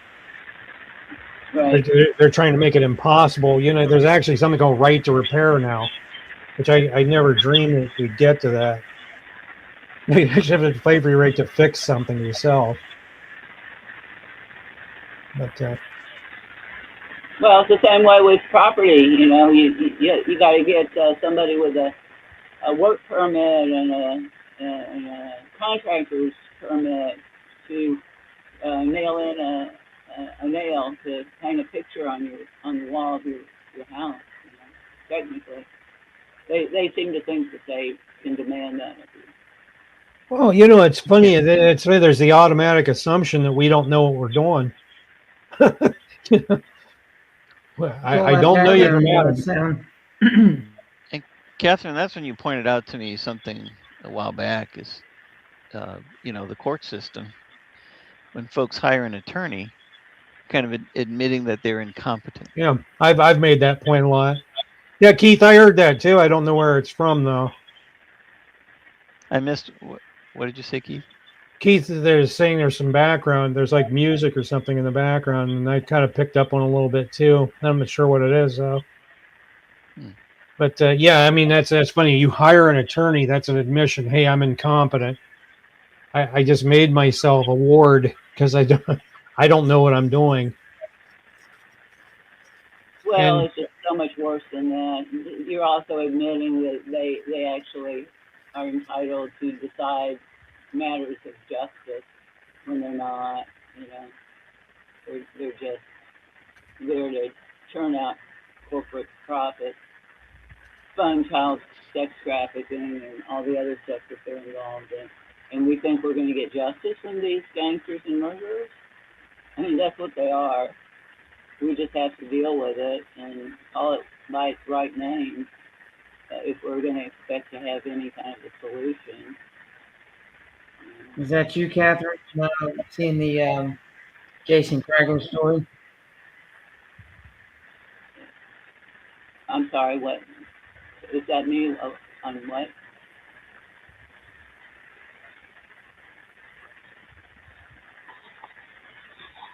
I didn't catch that. Keith, we did. I didn't hear what you said. Is Mike? Well, I What? think I sent the link to the Jason Kragler story to Catherine. I think she's playing in the background. Can you hear me now? I can hear you. Okay. I was just saying that there's a lot more wrong about going into their dens of iniquity, you know, to seek justice from people who who make their income from, you know, from thievery and murder and kidnapping, which is what they do, you know.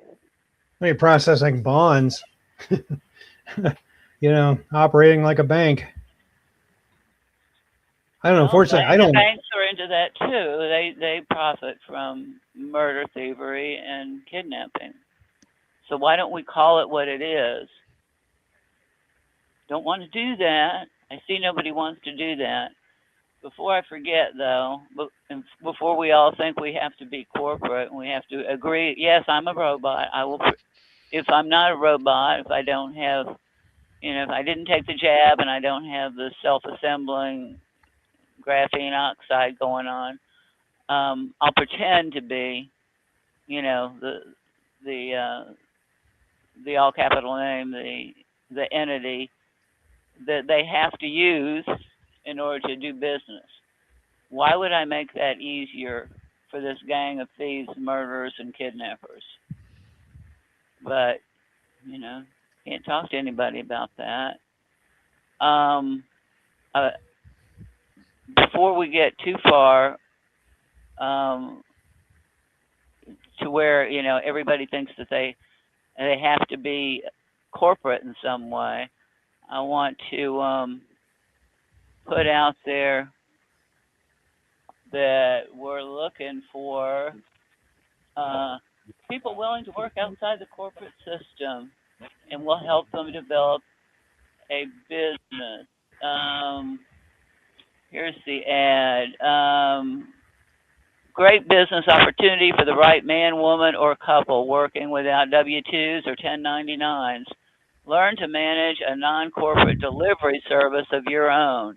You must have normal office skills, keep your promises, and have a reasonable attention span. Christians preferred.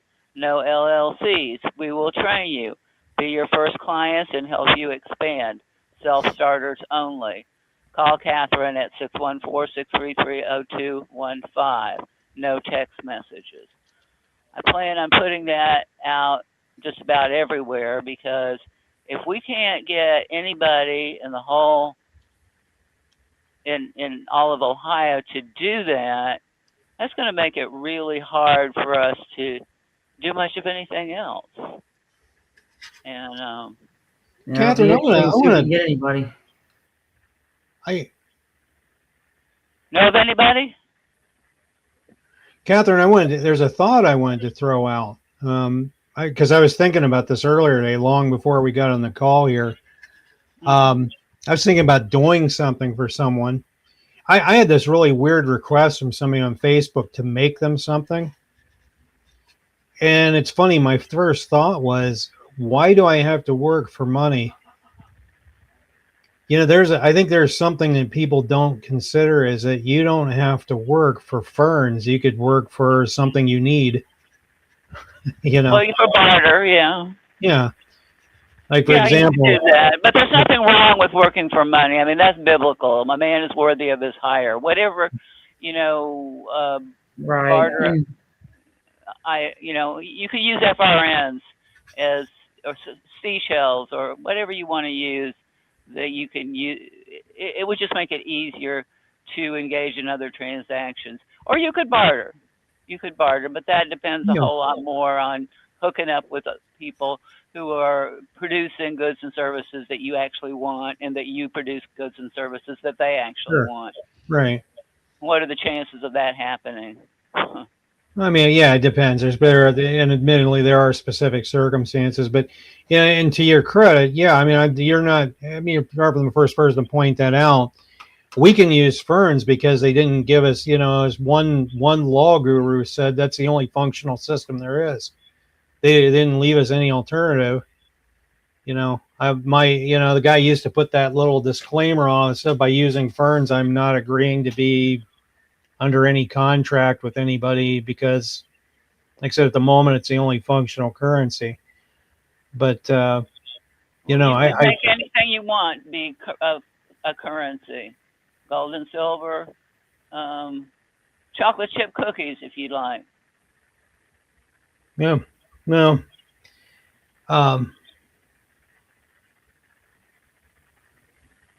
Okay, I'm just taking a minute to read. Well, okay, this is what you just said a moment ago. Yeah, right. Okay. I don't know. And I've had a number of people express interest, but the minute that I talk about, I would deal with you as a living being, you deal with me as a living being.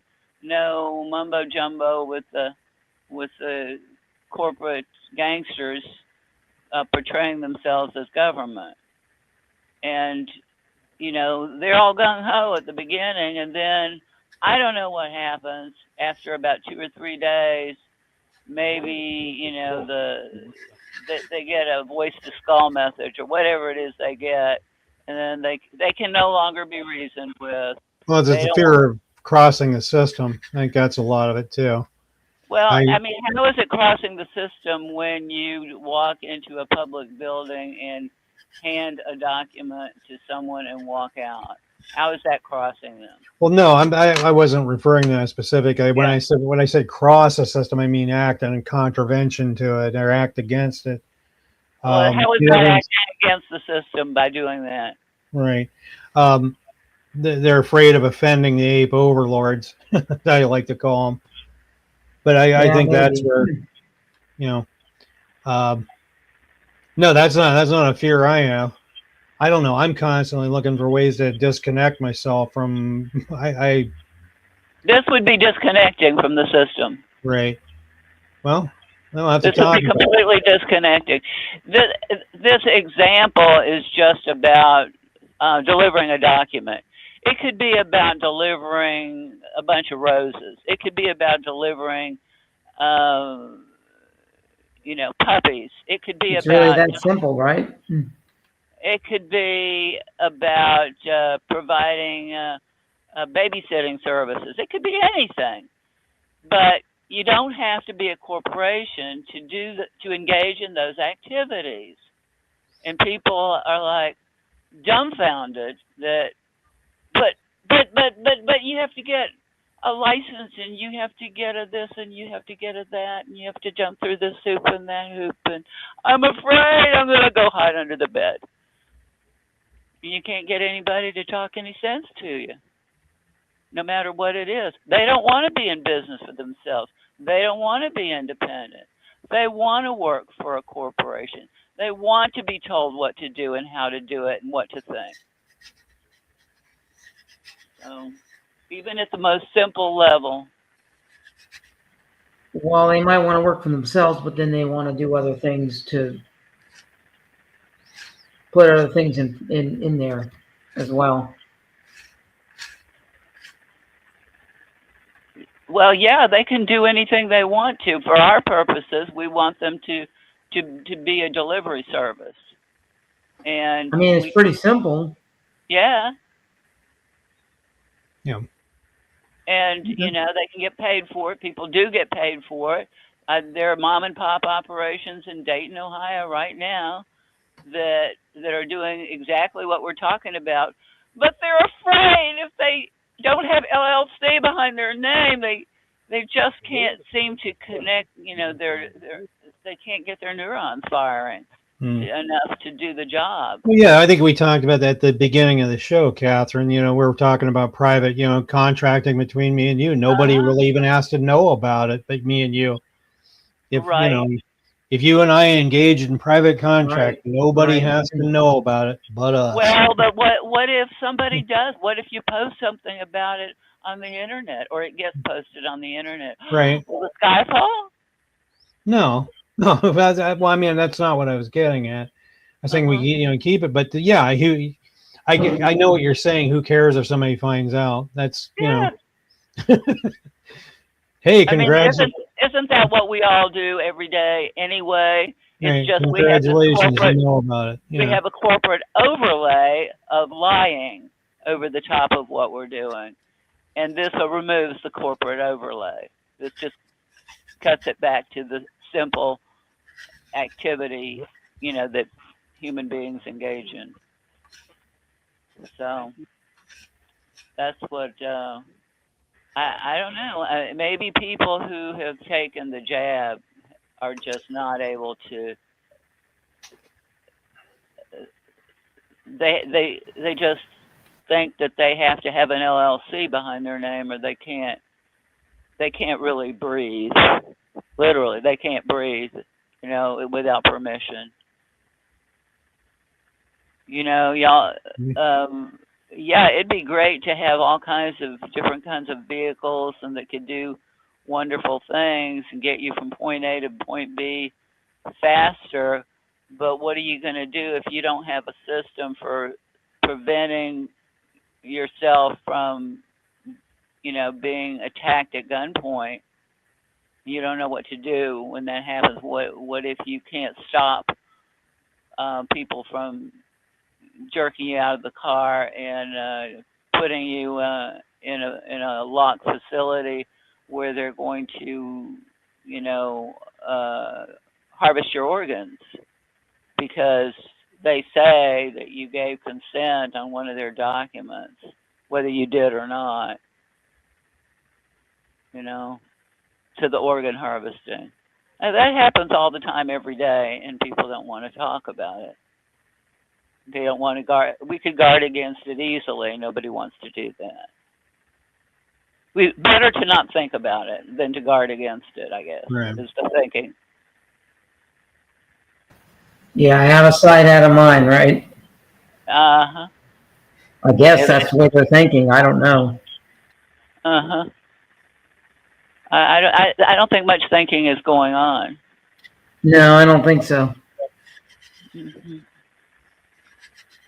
So yeah. So what would be what's the obstacle to doing these things? You know, wouldn't that free up a lot of energy to work for yourself, for your own Right, you wouldn't have to purposes? worry about all that stuff. Right.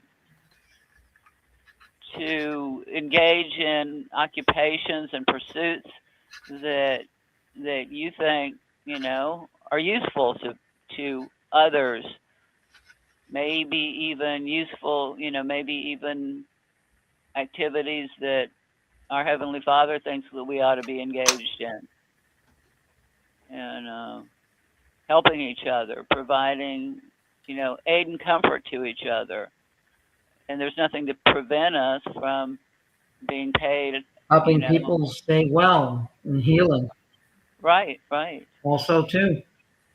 Yeah.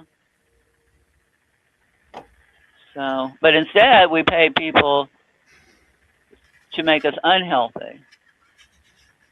Yeah, thinking that we're gonna, get something from the normal channels of going to a doctor. Right, right.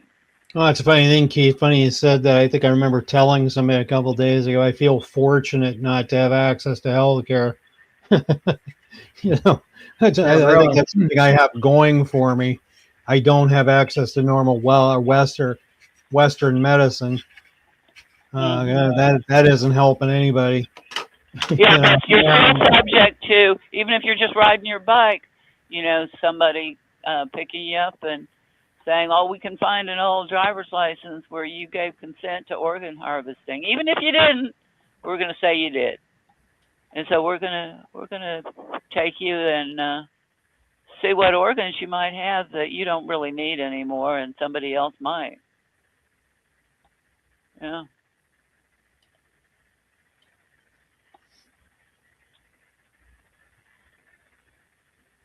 So the thing, yeah.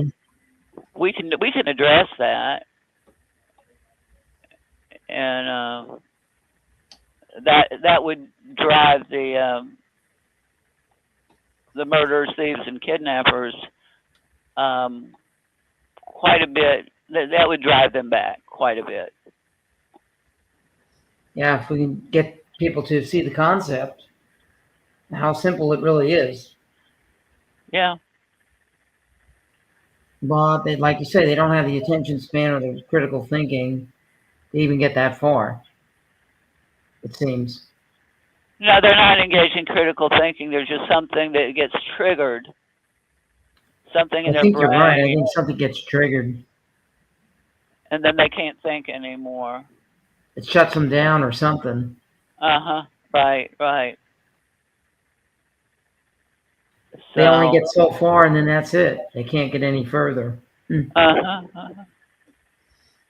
I see that everywhere. Ever since the C virus crisis, whatever, I see people looking anywhere and everywhere except for, a godly solution. They look at, well, the solution to, attacks on our brains and our bodies and our organs. The solution is, let's find a way to make more FRNs. That's what people want to do. Let's get more comfortable. Let's get more FRNs. Let's go back to the. I just got an email from somebody tonight.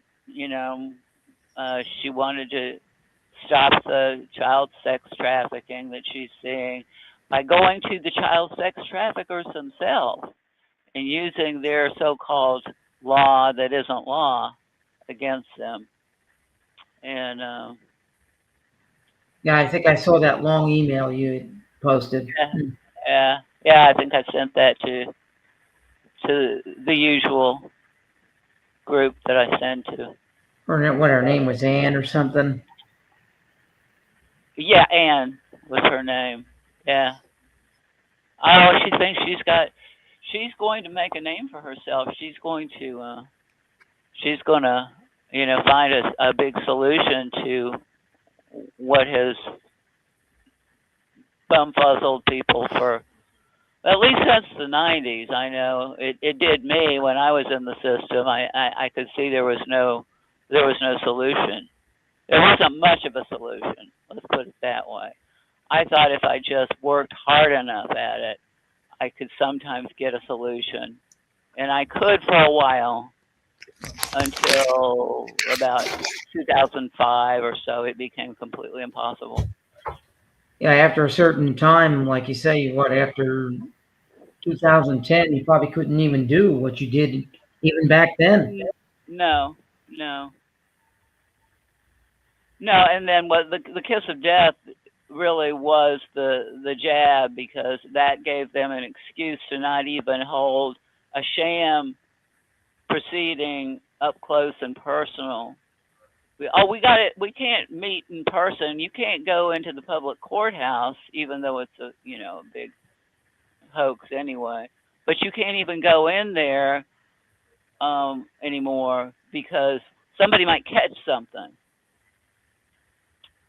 Yeah, so that's when people had to do their business online. They Or got virtual.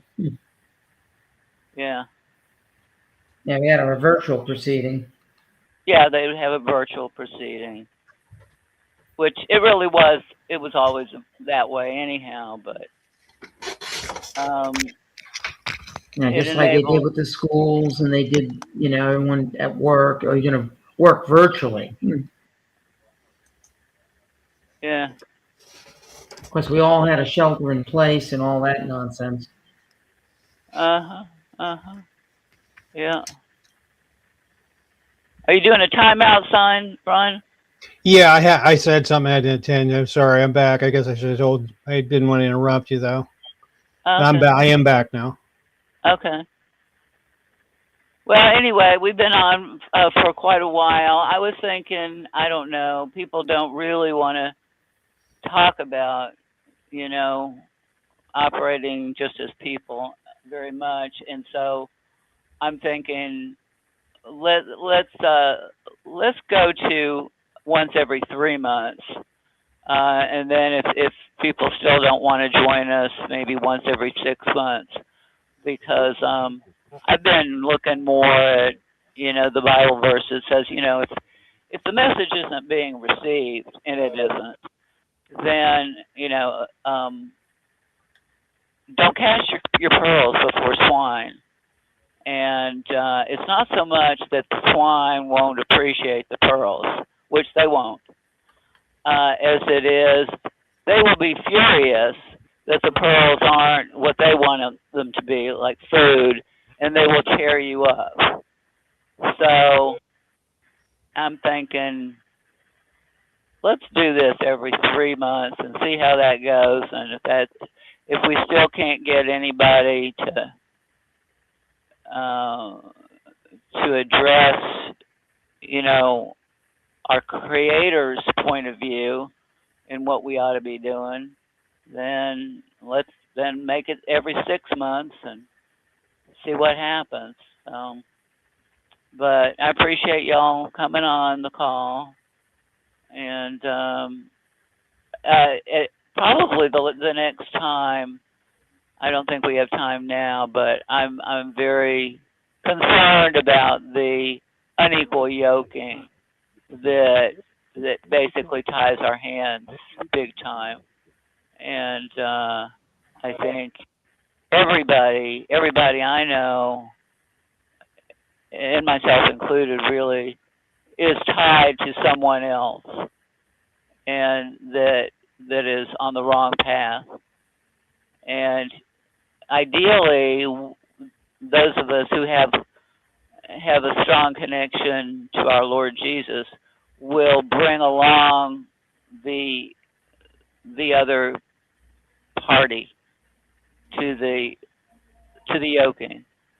But if two people are trying to walk together and one is walking in a righteous manner and the other one is walking in an unrighteous manner, how do they do anything? It doesn't work. So anyway, that said, we may address that next time, and um, let's shoot for. Let's see. Today is June the 18th to July to August, September 18th. September 18th. We will be. Um, we will at that point be done with the Labor Day insanity. By that point, Hmm. we're Yeah. going. In the next few days, we will be avoiding the insanity of Juneteenth. And Yeah. don't forget the insanity of July 4th to celebrate how free we are. Well, isn't it interesting too? This is what the 250th celebration that they, This one, this July 4th coming up. yeah. Oh, okay. That's Yeah. another element to it. And then of course, funny. I was thinking about this today because Mom, if she makes it another 90 days, that's she'll be 84 then. If Mhm. she makes it 90 Yeah. days from now. Yeah, that's amazing, and I would really like to see us complete that process and to show people what can be done, even when you've made all the wrong decisions for a real long time and you've destroyed the temple our Lord gave us, as our bodies. Even when you've done all this horrible stuff or allowed it to be done to you, you can still come back. You can still heal and be restored. And I think that's an amazing story you have, Keith, and we've been fortunate enough to be able to post it on the website for people to see if they have eyes to see and ears to Yeah, if hear. they have eyes to see. Hmm. Like I say, I'm going to continue doing what I'm doing. Right, right. You know, um, Yeah, for as long as we can. yeah. I mean, our Lord has made it clear. Genesis 1:29 and 30. He's got this everything that we need to have have our bodies work right. He's provided for us. We don't need to go to any white coated demons. So Well, and their solution is just another drug. yeah, You know, it's a temptation. It's a temptation. When right, you've done everything wrong, to go back to the hair of the dog that bit you. right, right. Yeah.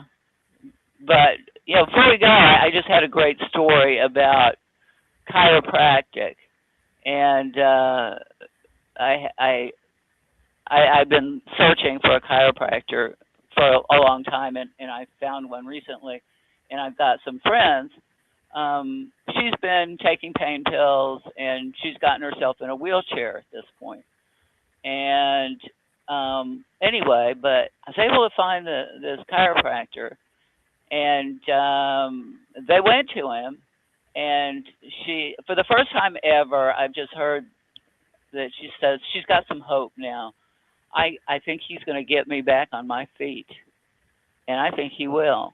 He came to my house and he did a an adjustment for me too, because I've been letting my chiropractic care, from a birth injury I had, go by the wayside, and and it's been hard, dealing with physical pain, and when you've been doing things wrong long enough, it's going to be painful to get away from that, and it is, it is painful, but that doesn't mean it's not what we ought to be doing. And your mother, I see, she's going through a lot of pain of her own, and but then this is to be expected. She's been under Right, attack by right. the white coated gangsters a very long time. So. Well, I mean, she was hit with so much from so many different angles, Hmm. and she's still, holding on, Yeah, I from think everything our that's Lord happened up to this point. wanted to hold her up as a wonderful example. So I mean, for Yeah. her to be able to walk and still get around Uh is huh. incredible. Right. Right. I And mean, I don't makes know. sense from time to time. You said. I don't know her story. Keith, what's your mom's story? There's about I'll send you the link on our website. It's like 3 pages, computer pages of a notice. But basically, she's been his mother was, every pill that they had that got prescribed for her for some condition or other. Corporate dentistry, did a number on her. Surgeons did numbers on her, doing unnecessary surgeries, and then every surgery required a pharmaceutical product, and then the pharmaceutical products required more pharmaceutical products to combat the so-called side effects, and it went on and on and on this way for how many years, Keith? oh gosh, this went on for oh 30 years. gosh, um, probably all the way back to 2010, 2012. Even probably sooner than that, Earlier, even earlier than in that. the 90s, yeah. I And mean, it just went on. You know, she was on her deathbed, what, a year and a half ago, was it? 2 years ago? well, yeah. I mean, what, three times really? The first one in 2022 when she broke her left hip, and then of course last year was the ankle break, and then they broke her right hip in the nursing home. Um, and that should And, have been the end too, but it wasn't. and she's coming back. She is coming back, and she's running these 5K races, um, and people would say, "Oh, that's not possible," but it is. Well, I'll tell you It what. If is. I can throw this in there. I think if you looked at, you wouldn't even have to look that hard to find stories of, hey, we took mom or grandma off of her meds and she bounced back. Uh huh. I think those stories are a lot more common than people realize. They Hey, are. guess what? It's Well, actually the yeah, I mean, she's living medication proof. causing the problems. Yeah, yeah. People, get off of the medications, get away from the. Yeah, she wouldn't even be here now if she was on medication. You know. There'd be no Right. way. I There'd be got no to tell way. you, Keith, I'm going to tell you, you're actually kind of my mother be receptive to what you're doing. I mean, I've been talking to my mother and father for years, saying, hey, this Western allopathic medicine is BS. It's depopulation. They are not trying to keep you around longer. They're trying to truncate your life, not make it Oh, better. absolutely. Yeah, and those words have never penetrated my mother or father, never. Well, I, it's and hard my, when you're in pain and they offer you pain pills. you know, yeah, boy, pain is a great motivator to get people to do what you want. Yeah. Yeah.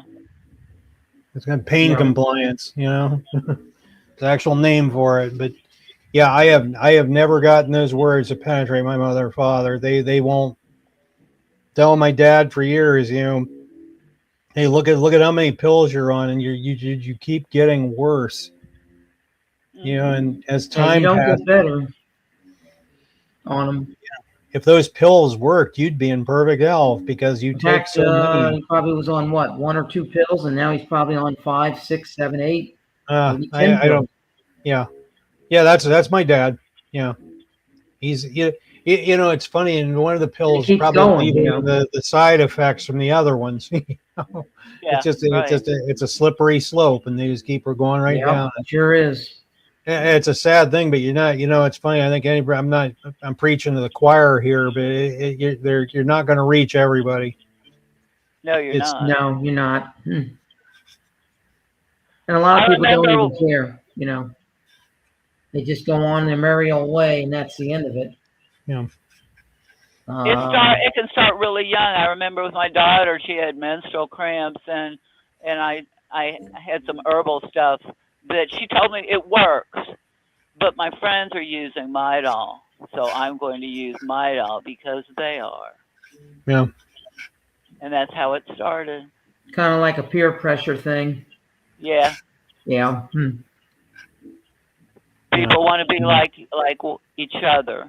Yeah, more than they want to listen And of course, to. that's more of a kind of a comfort thing, you know. Oh yeah, the groups are doing this, and my friend is doing it, and I'm going to do it too. Yeah, right.